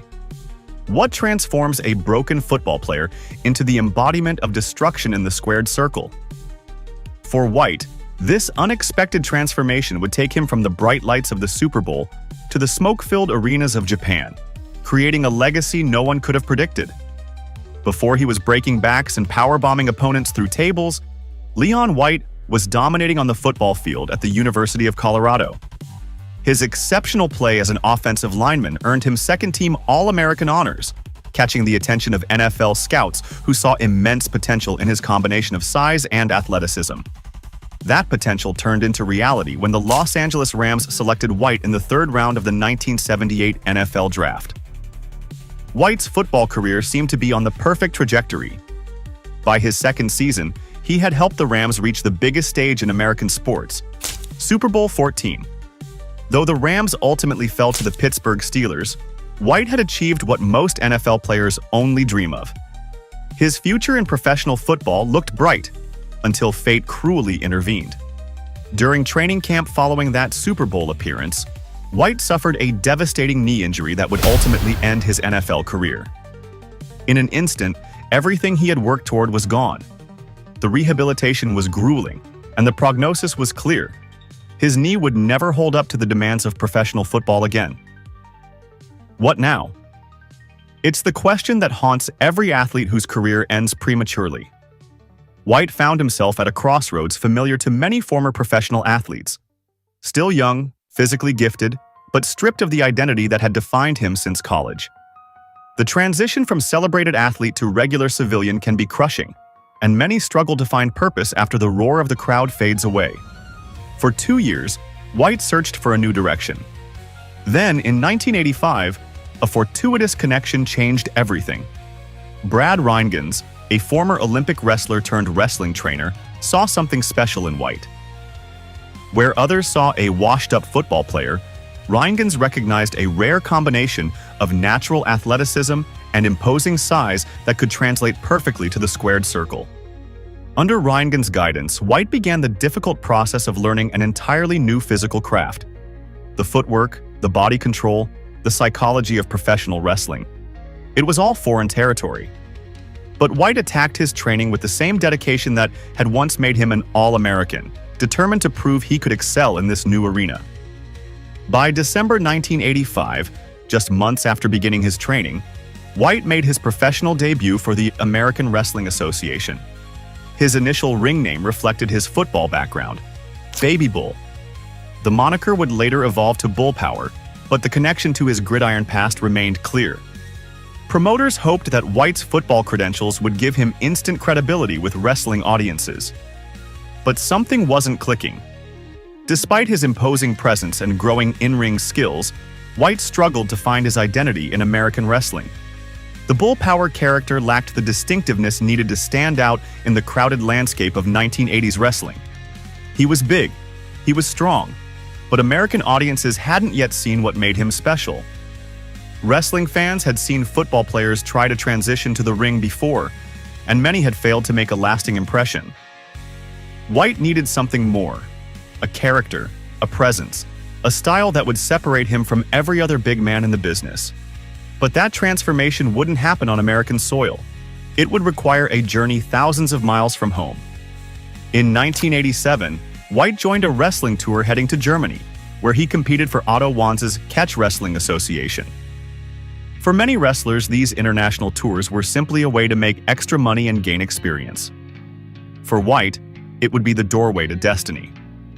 During those German shows, White's raw power combined with his surprising agility for a man of his size caught the attention of someone who would change the course of his career forever.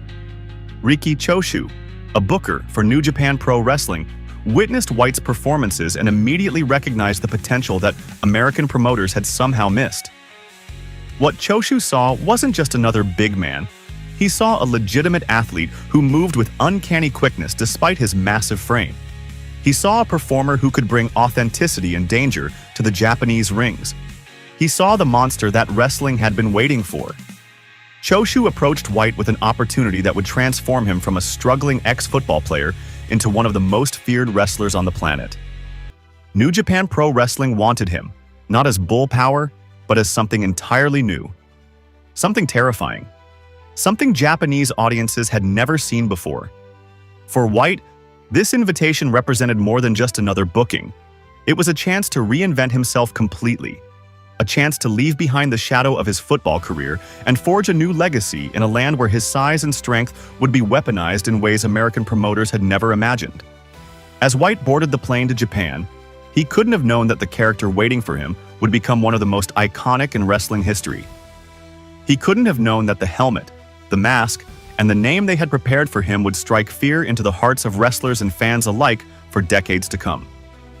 The flight to Japan was no ordinary journey for Leon White.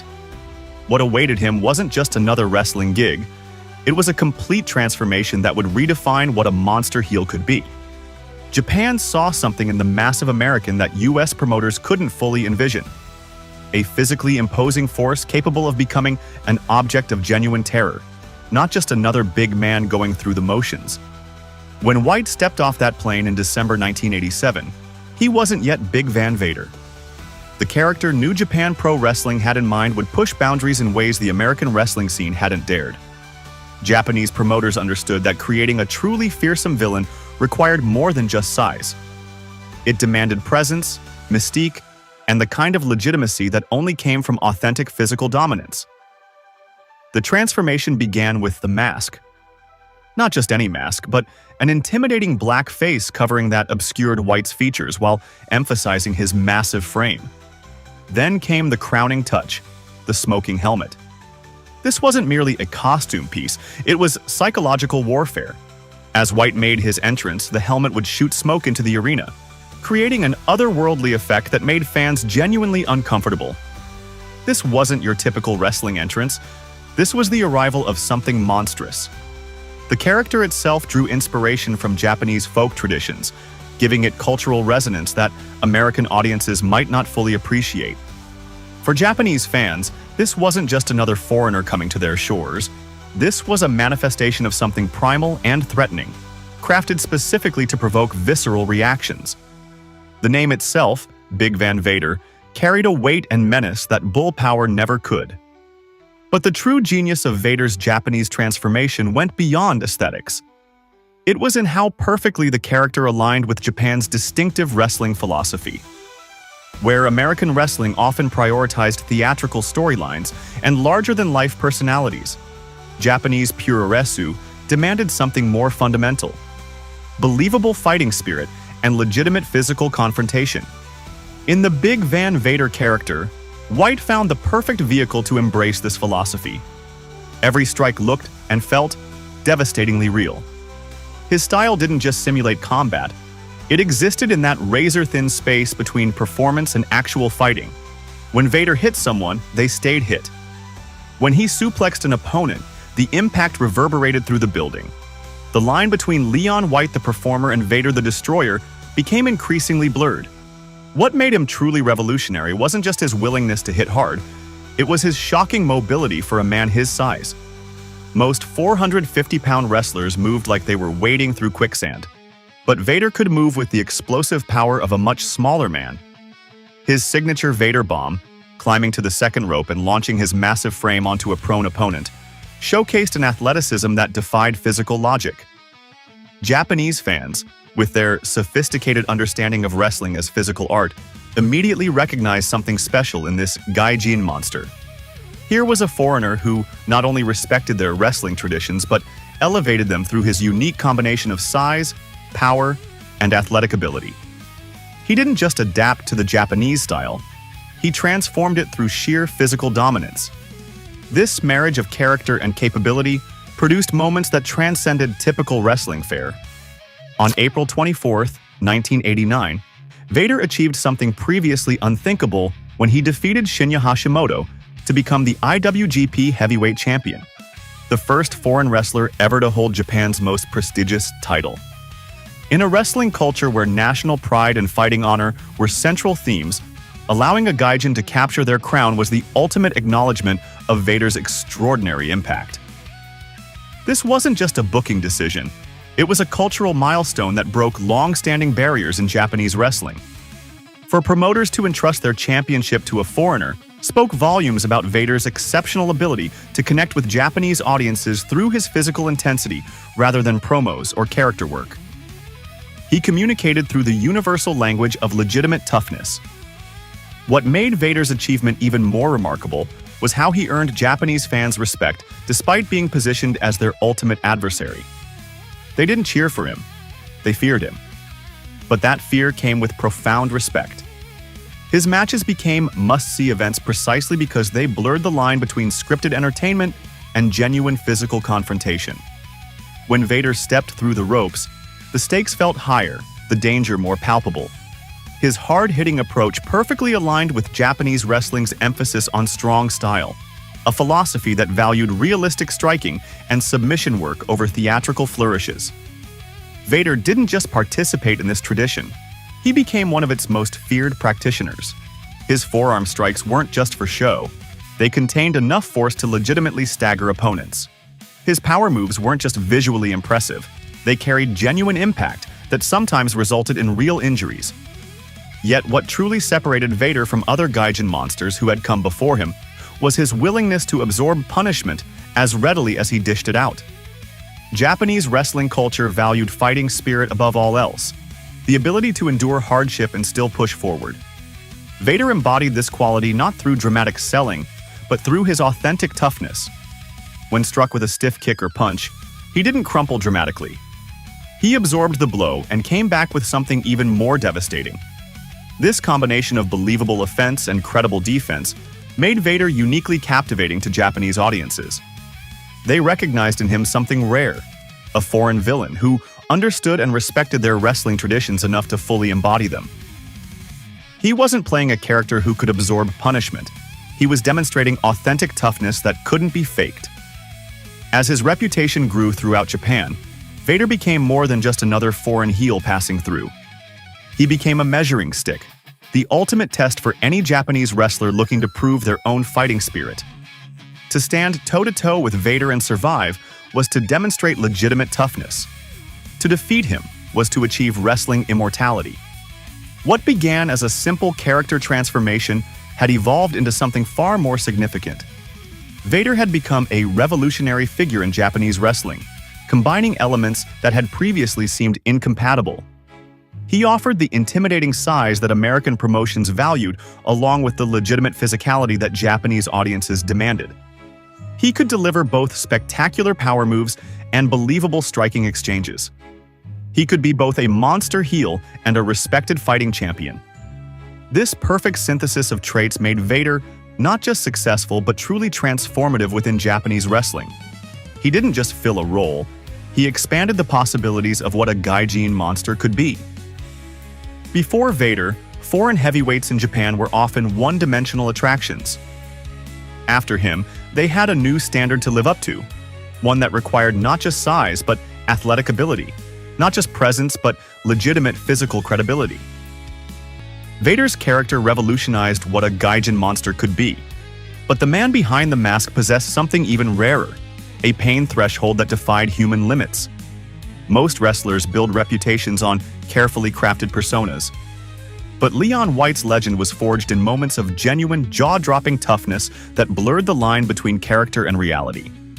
April 24, 1990, at the Sumo Hall in Tokyo.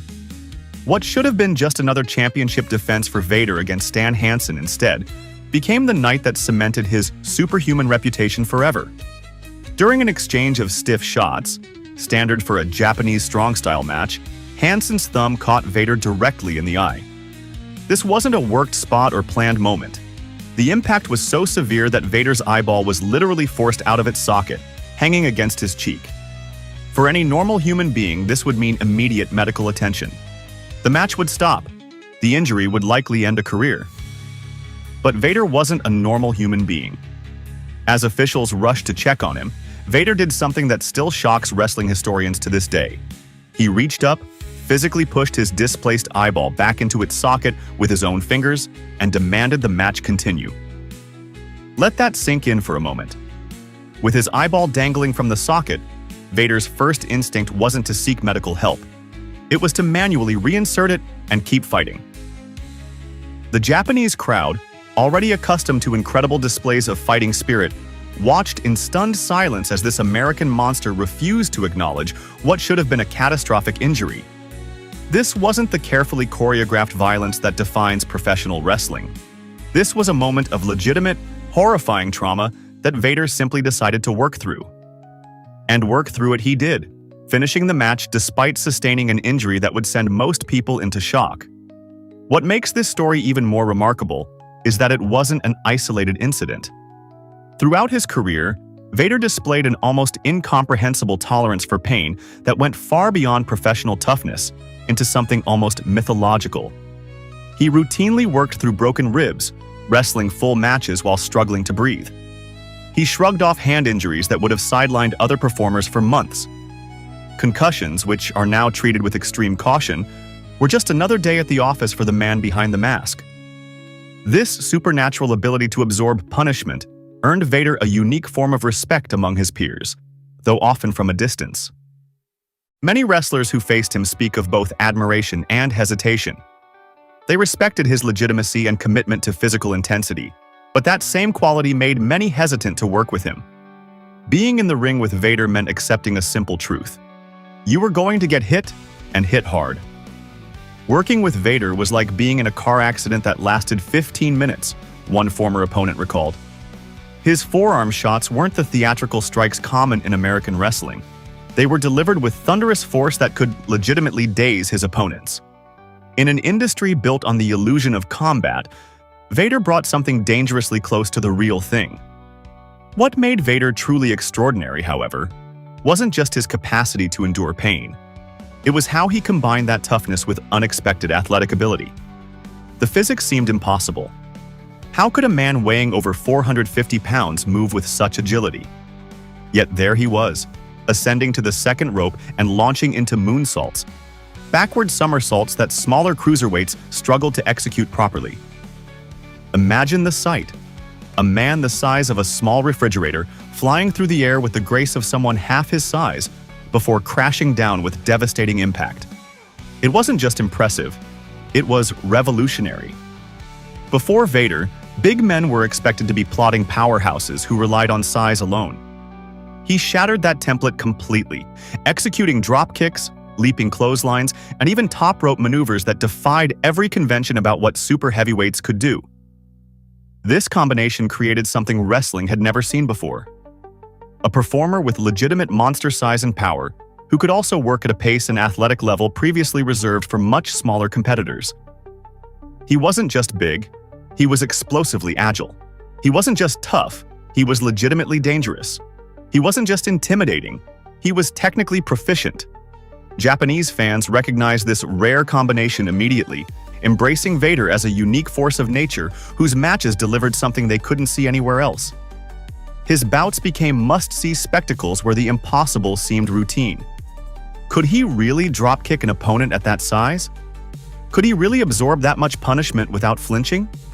The answer was always yes, defying expectations with every performance. While his character work was compelling, the smoking helmet, the intimidating mask, the fearsome presence, it was this foundation of legitimate physical anomaly that gave Vader's persona its undeniable authenticity. He wasn't playing a monster. In many ways, he was one. The lines between Leon White, the performer, and Vader, the character, blurred into something wholly unique in wrestling history. This authenticity translated into an aura that few wrestlers have ever achieved. When Vader entered an arena, the atmosphere changed. This wasn't just another big man playing tough. This was someone who had proven, in the most graphic ways possible, that his toughness was horrifyingly real. That eyeball incident wasn't just a story told by wrestling fans. It was documented reality, captured on film for anyone brave enough to watch. As news of Vader's Japanese exploits began filtering back to American wrestling fans through tape trading and wrestling publications, anticipation built about what might happen when this force of nature eventually returned to American shores. How would audiences accustomed to the more theatrical presentation of American wrestling respond to someone whose approach was so legitimately physical? What would happen when Vader's uncompromising style collided with American expectations? The whispers about Vader's Japanese dominance had reached American shores, but WCW fans were about to experience something far more terrifying than rumors. When a 450-pound mastodon, who could legitimately end careers, stepped into an American ring. On January 19, 1990, the entire wrestling landscape was forced to change around one unstoppable man. WCW executives knew exactly what they had acquired: a monster with credibility. But even monsters need direction, which is why they paired Vader with the legendary Harley Race as his manager. This wasn't just smart booking, it was strategic brilliance. Race, a former 8-time NWA World Champion, lent instant legitimacy to the masked behemoth. When Race spoke about Vader's destructive capabilities, fans believed him because Race himself was known as one of the toughest men in wrestling history. American audiences had never seen anything quite like Vader before. While the theatrical American style of the era focused on larger-than-life characters who mostly protected each other in the ring, Vader brought something entirely different, an uncompromising physical intensity that made viewers uncomfortable. His matches weren't just performances, they looked like genuine assaults. Each thunderous blow echoed through arenas, making fans wince and wrestlers in the back reconsider their career choices because the pain would be real. The fear Vader generated reached new heights during a match where he broke Joe Thurman's back with a powerbomb. This wasn't a storyline injury or an exaggeration. The impact of Vader's move caused legitimate, career-altering damage. Word spread quickly through the locker room. Be careful with Vader or pay the consequences. Suddenly, when Vader stood across the ring from an opponent, the tension in the arena was palpable. Fans weren't just watching a match, they were witnessing someone fighting for survival. UCW found the perfect showcase for their new monster in Sting, the company's most popular babyface. Their feud became an instant classic built on a simple but compelling dynamic: the colorful, athletic hero against the unstoppable force of nature. Their confrontations felt like watching David versus Goliath, except Goliath moved with shocking speed and agility. When Sting would finally connect with his signature Stinger Splash, arenas would erupt, not just because it was an exciting move, but because anyone willing to deliberately collide with Vader seemed to be tempting fate itself. The company quickly realized Vader's value as their premier monster heel. While most big men were slowly escorted up the card over months or years, Vader smashed through the hierarchy with the same force he used to demolish opponents. His rise was meteoric by wrestling standards, culminating in winning the WCW World Heavyweight Championship from Ric Flair, the standard-bearer for American wrestling excellence. This wasn't just any title change. For Vader to defeat Flair, the most respected technical wrestler of his generation, sent a powerful message. Technique and experience couldn't overcome this force of nature. Over his WCW tenure, Vader would become a three-time world champion, each reign establishing him further as the company's most dominant figure. What made Vader truly special was how his presence transformed the entire roster. Every babyface in WCW now had to be measured by one question: could they credibly stand up to Vader? Those who couldn't were relegated to mid-card status, while those who stepped up to the challenge were elevated through their willingness to face the monster. WCW literally restructured their hero hierarchy based on who might believably survive in the ring with him. Fan reactions to Vader were unlike those for any other heel. When most villains appeared, crowds would boo and jeer, standard responses to wrestling bad guys. But when Vader's music hit, a different energy filled the arena. There was fear, genuine concern for his opponents, and a distinct uneasiness that something truly dangerous might happen. This wasn't just another wrestling match. It was a potential catastrophe unfolding before their eyes. Vader's dominance created a unique problem for WCW bookers. How do you create suspense when your monster seems unbeatable? The solution came through psychological storytelling that focused on the courage of his opponents rather than their physical chances. When Sting, Dustin Rhodes, or Davey Boy Smith stood across, but whether their heart and determination could somehow find a way to survive and possibly triumph. Television audiences grew as Vader's reputation spread. Casual viewers who had drifted away from wrestling returned to witness this phenomenon for themselves. Was there really a 450-pound man who could perform moonsaults? Could someone that large move with such devastating speed? The curiosity factor alone drove ratings, but it was the legitimate aura of danger surrounding Vader's matches that kept viewers coming back. Behind the scenes, Vader's presence created a fascinating dynamic. While many wrestlers feared working with him, others specifically requested matches, seeing a program with Vader as career-defining. If you could survive, or better yet, look competitive against him, your stock in the industry immediately rose.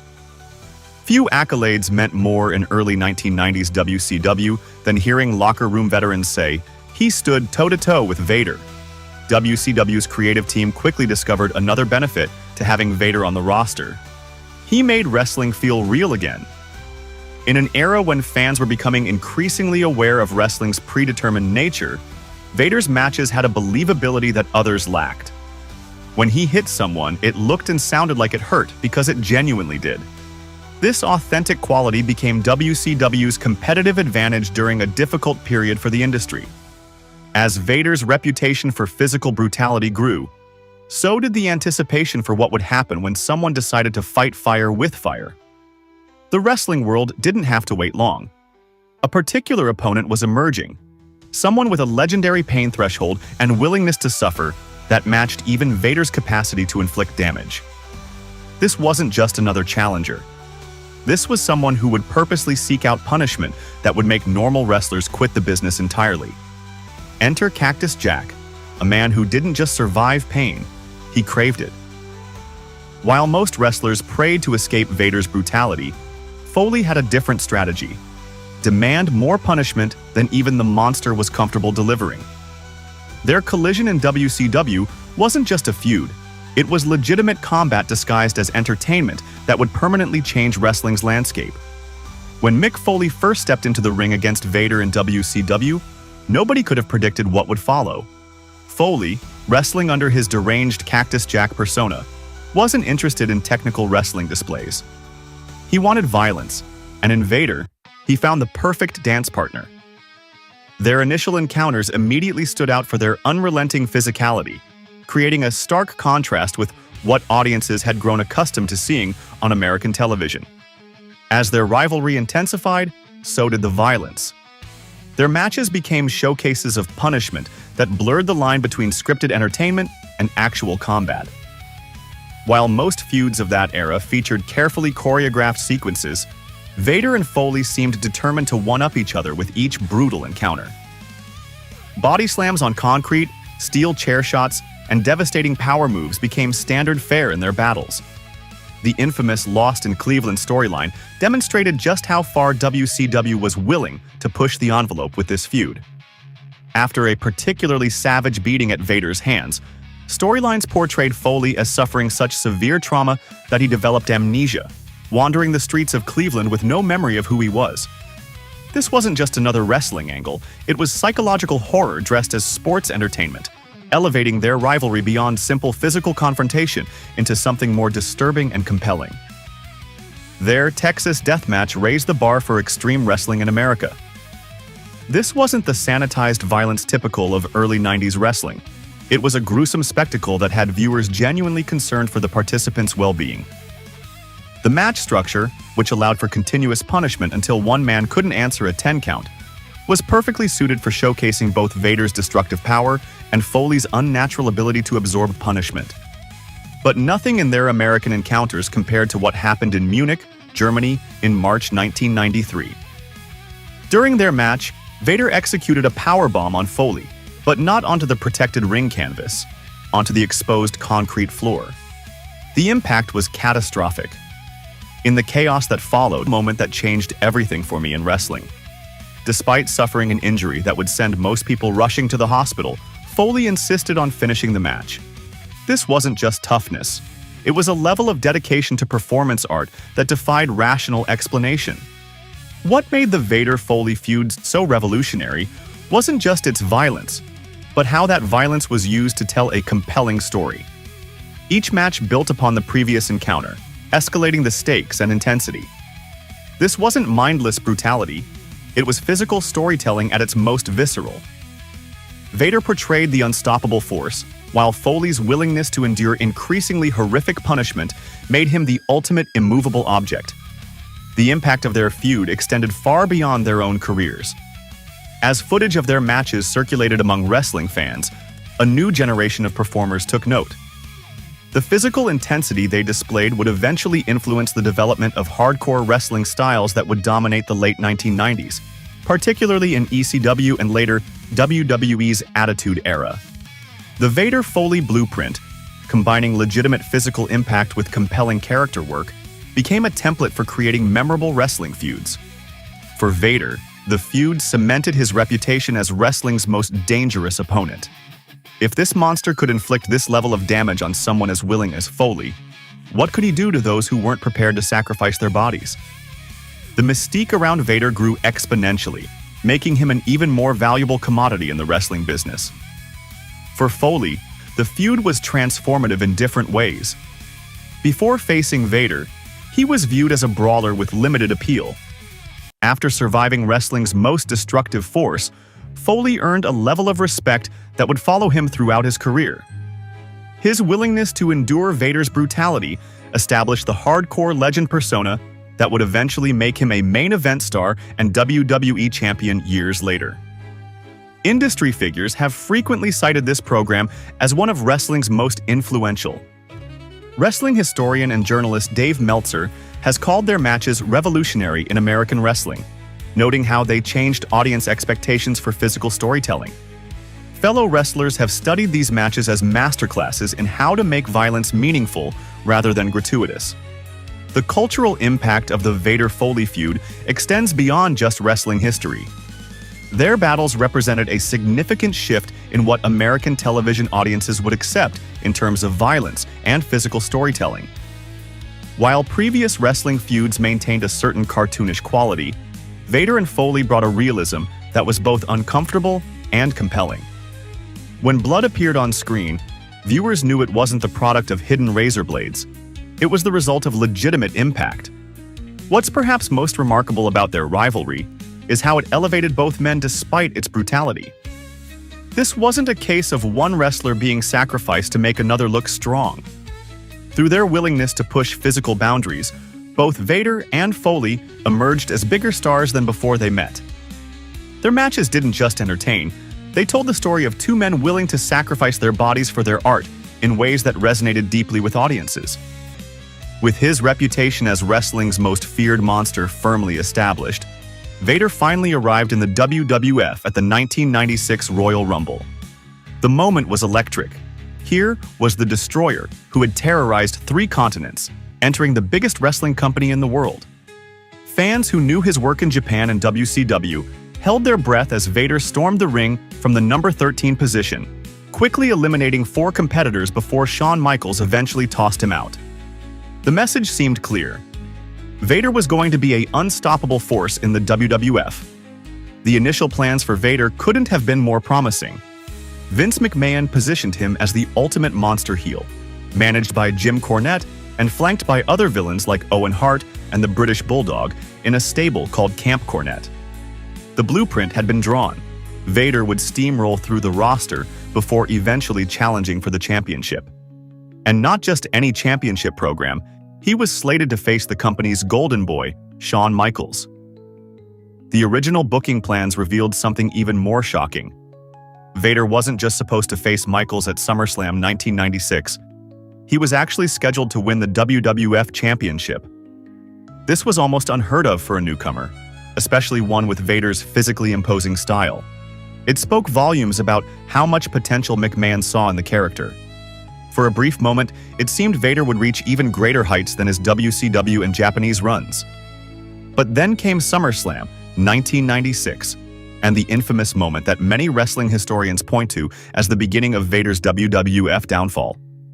During their championship match, a miscommunication occurred, and Michaels, known for his backstage political power and mercurial temperament, broke character and openly yelled at Vader in the middle of the match. The monster who had terrorized wrestling's biggest stars was being dressed down on live pay-per-view. What fans didn't know was that the problems ran much deeper than one awkward in-ring moment. Behind the scenes, Shawn Michaels had apparently voiced complaints about Vader's personal hygiene, claiming the big man hadn't washed his ring gear. It seems almost absurd. The feared monster who had popped his own eyeball back into its socket was being undone by locker room politics and petty complaints. The consequences came swiftly. The planned championship program with Vader was scrapped entirely, and Psycho Sid was inserted as Michaels' next challenger instead. Just like that, Vader went from being the company's next top heel to just another name on the roster. The pattern that would define his WWF run had been established. Big introduction, promising start, then inexplicable scaling back. Vader did get some high-profile programs after the Michaels situation, most notably a feud with The Undertaker.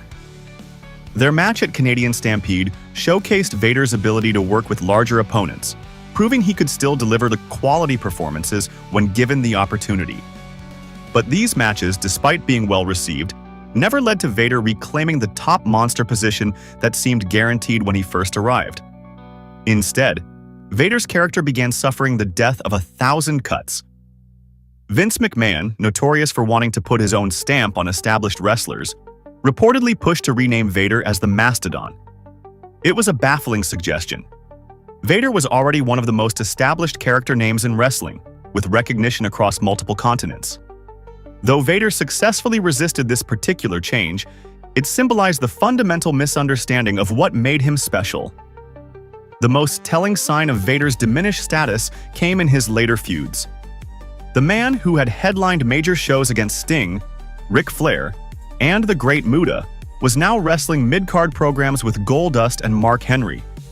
These weren't bad matches, but they represented a stark contrast to his monster status elsewhere. The most physically intimidating performer in wrestling had somehow become just another heel scrambling for television time. By 1998, the frustration had clearly boiled over. The man who had been promised championship glory was now lost in the shuffle, with no clear creative direction. For a performer who had been positioned as an unstoppable force in every previous company, this treatment was simply unacceptable.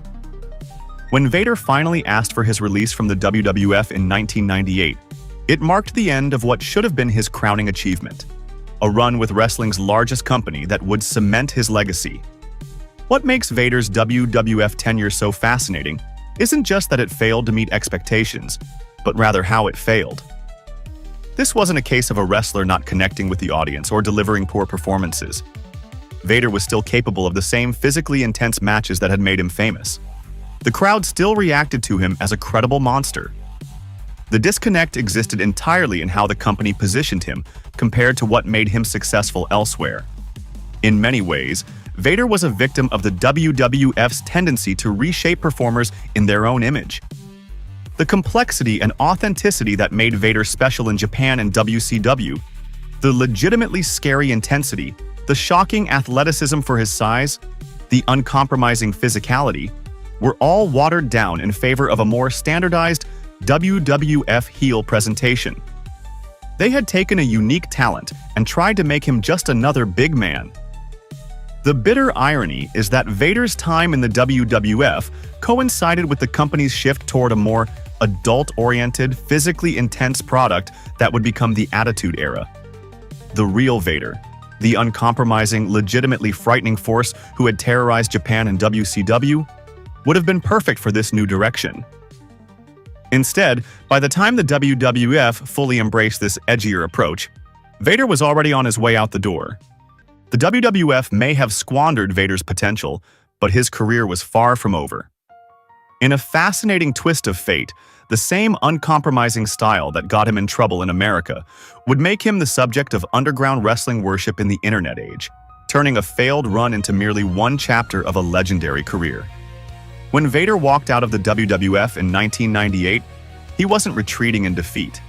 He was returning to the place where he'd always been royalty. Japan welcomed the Mastodon back with open arms, treating him like the conquering hero American promoters had failed to recognize. The contrast couldn't have been more stark. While Vince McMahon had relegated him to mid-card status fighting guys like Goldust, Japanese promotions immediately restored him to main event prominence. The reaction from Japanese fans told the whole story. These weren't audiences politely applauding a former star. These were the same passionate crowds who remembered the man who once caused riots after defeating Antonio Inoki. They hadn't forgotten the monster who terrorized their heroes. In Japan, Vader wasn't just another big guy. He was professional wrestling's ultimate final boss. This period of Vader's career revealed just how dramatically Japanese and American wrestling philosophies had diverged. In the WWF, backstage politics and creative disagreements had steadily eroded his standing. Meanwhile, All Japan Pro Wrestling embraced everything that made Vader special: his legitimately stiff strikes, his surprising agility, and his uncompromising approach to physicality. They didn't try to water down his character or rebrand him with ridiculous new names. They simply let Vader be Vader. Throughout the early 2000s, Vader continued delivering the goods in high-profile matches across major Japanese promotions. When Pro Wrestling Noah emerged as a powerhouse, Vader joined their roster and maintained his status as one of wrestling's most intimidating figures.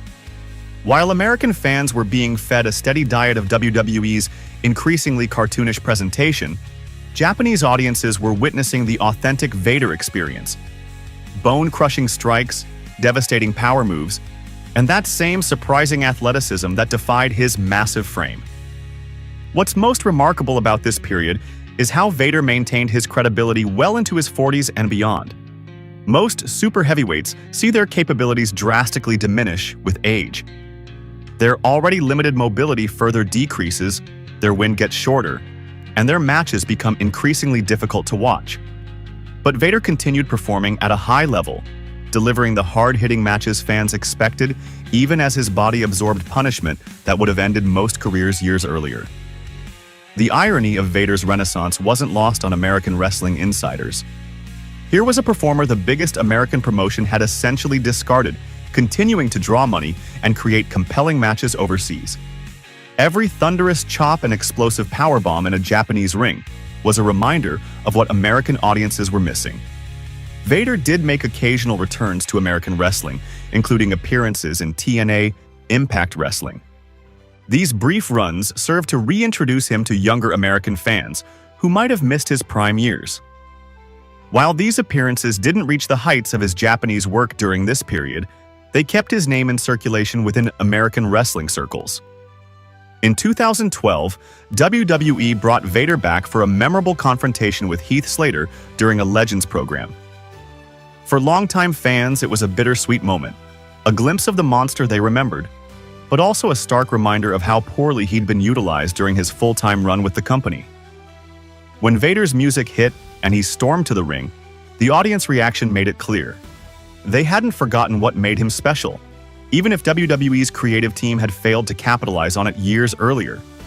Perhaps the most unexpected development in Vader's later career was his emergence as a cult hero among internet wrestling fans in the 2000s. As high-speed internet became commonplace, footage of Vader's legendary Japanese matches began circulating among hardcore wrestling enthusiasts. Young fans who had only seen his watered-down WWF run were suddenly discovering the real Vader, the unstoppable force who had revolutionized what a super heavyweight could do in the ring. Online wrestling forums buzzed with discussions of his most brutal matches. Clips of his moonsaults and devastating power moves circulated on early video-sharing platforms. Wrestling journalists and historians began re-evaluating his place in the pantheon of all-time greats.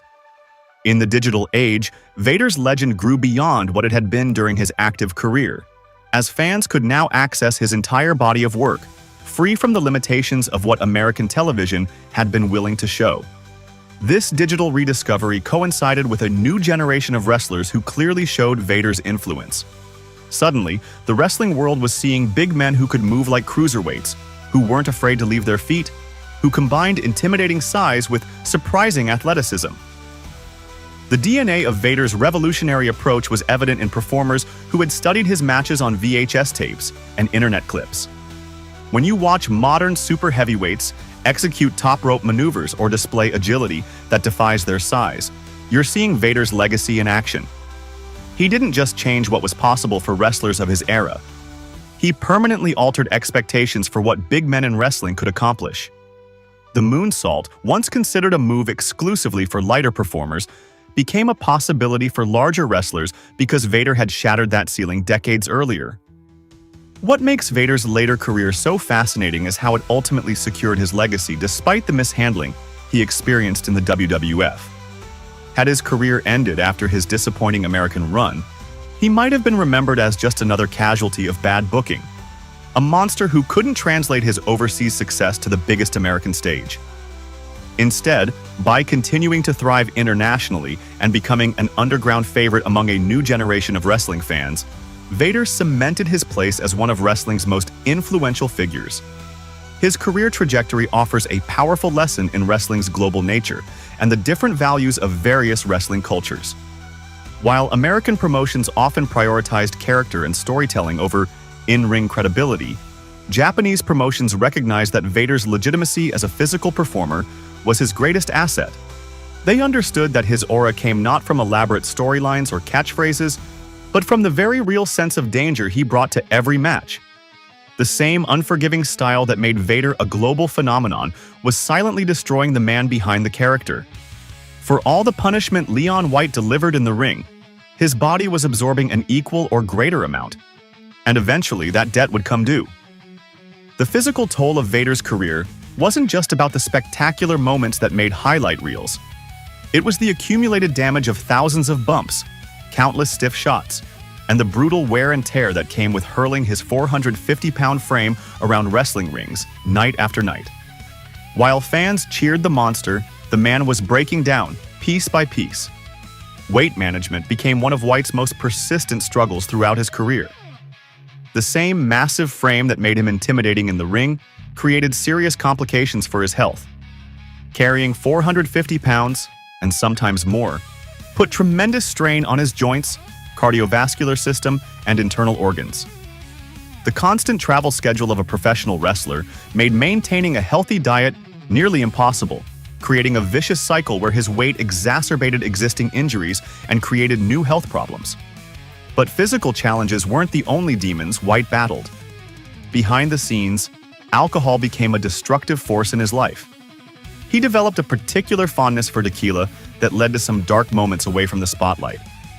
In 2002, those struggles became public when White was arrested for public intoxication following a heavy drinking episode, just one of several brushes with the law that stemmed from his relationship with alcohol.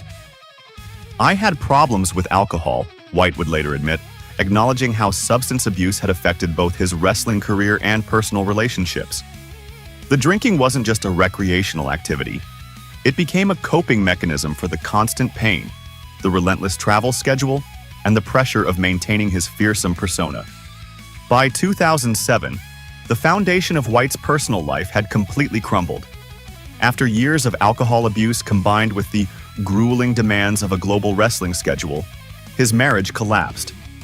For many wrestlers, the end of a relationship becomes just another casualty of the business, but for White, this moment became a turning point. The breakdown of his marriage forced him to confront the destructive patterns that had taken over his life.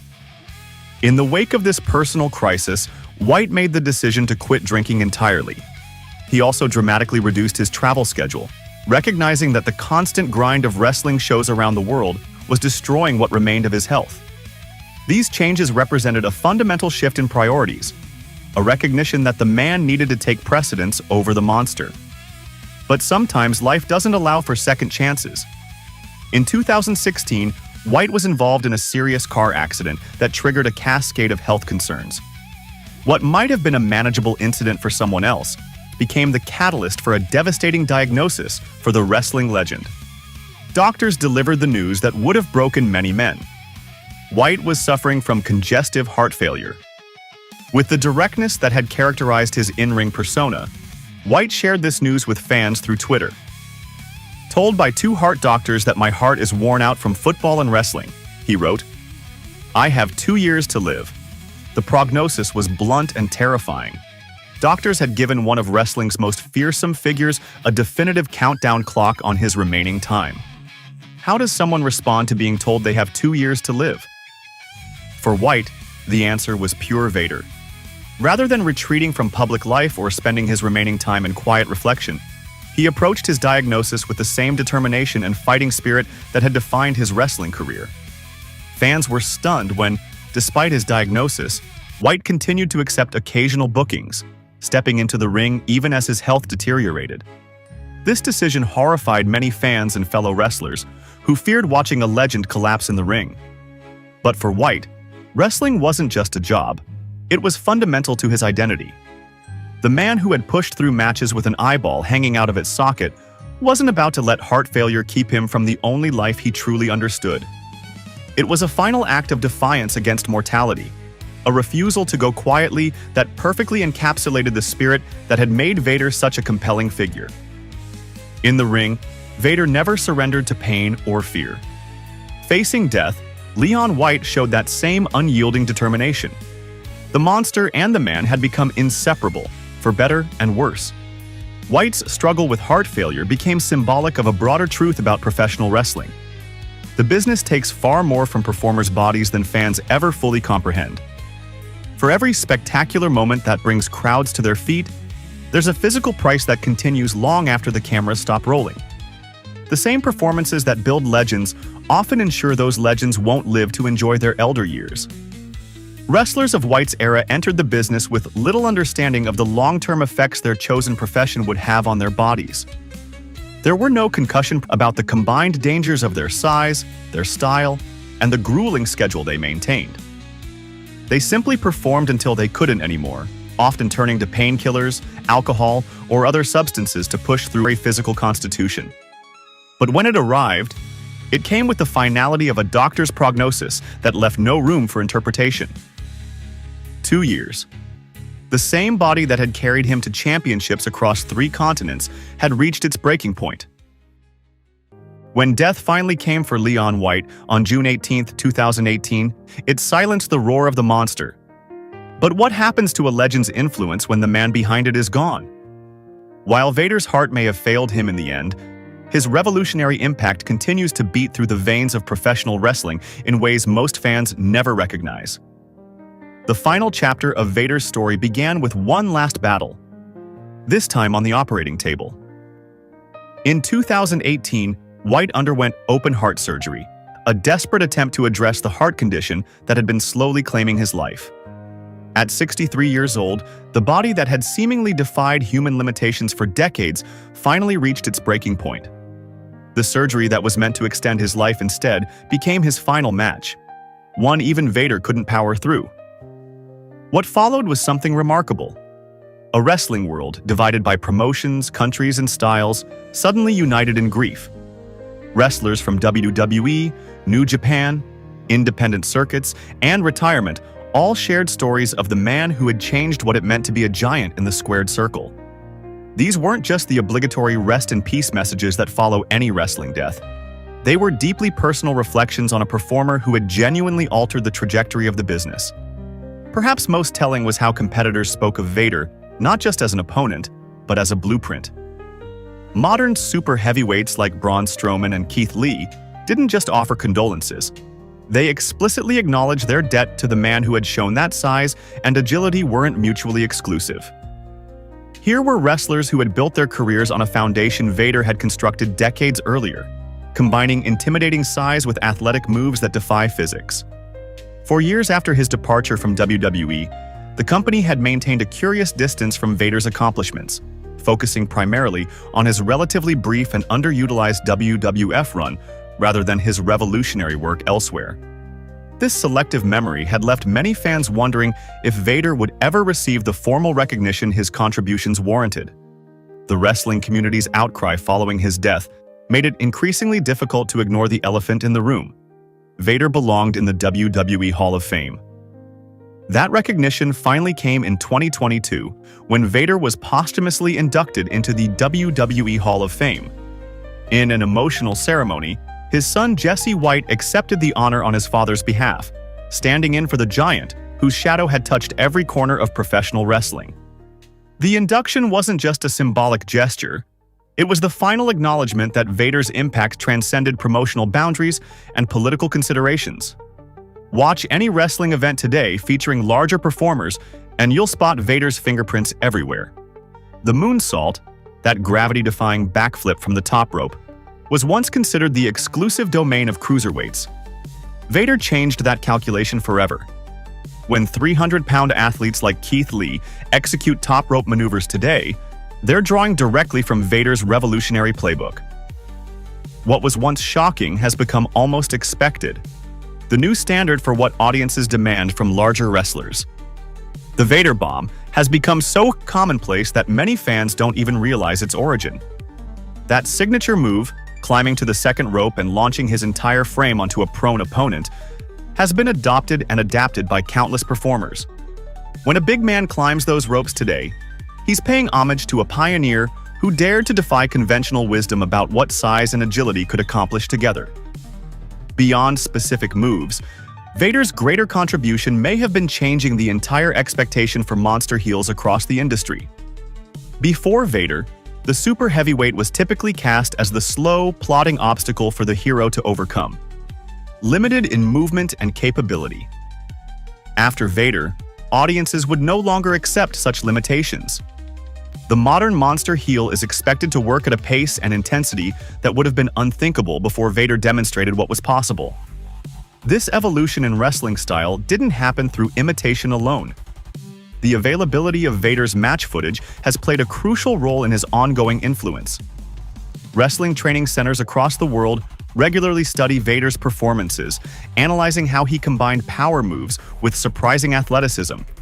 Young wrestlers with size are no longer taught to work like a big man in the traditional limited sense. They're encouraged to push boundaries the way Vader did. What made Vader truly unrepeatable wasn't just his size or his agility. It was his legitimacy. In an era where wrestling's predetermined nature was becoming more widely acknowledged, Vader brought an authenticity that couldn't be faked. His forearm shots really did rock opponents. His power bombs genuinely threatened careers. His intensity wasn't just for show. This combination created something that modern wrestling struggles to replicate: a monster who was truly feared, both in and out of the ring. Perhaps most remarkably, Vader achieved this legendary status without the marketing machine that typically creates wrestling icons. He never had action figures or lunchboxes during his prime. He wasn't featured in video games until late in his career. His most influential work happened in Japan, far from the American television audiences that typically determine wrestling stardom. His legacy wasn't manufactured. It was earned through performances that fundamentally changed what wrestlers and fans believed was possible. The wrestling industry continues to search for the next Vader. That perfect combination of size, athleticism, intensity, and authenticity. But such a performer may never emerge again. Vader was a product of his time, working in an era when wrestling still maintained some mystery, when global styles were just beginning to cross-pollinate, when a performer could build different characters in different territories. The industry has changed too much for another Vader to follow the exact same path. What remains instead is his influence, distributed across generations of performers who each carry a piece of his legacy. Every time a big man flies through the air, every time a monster heel works at a pace that defies expectations, every time a super heavyweight executes a technical move with surprising grace, Vader's vision for what wrestling could be lives on. Like and subscribe for 100 years of luck. Until next time.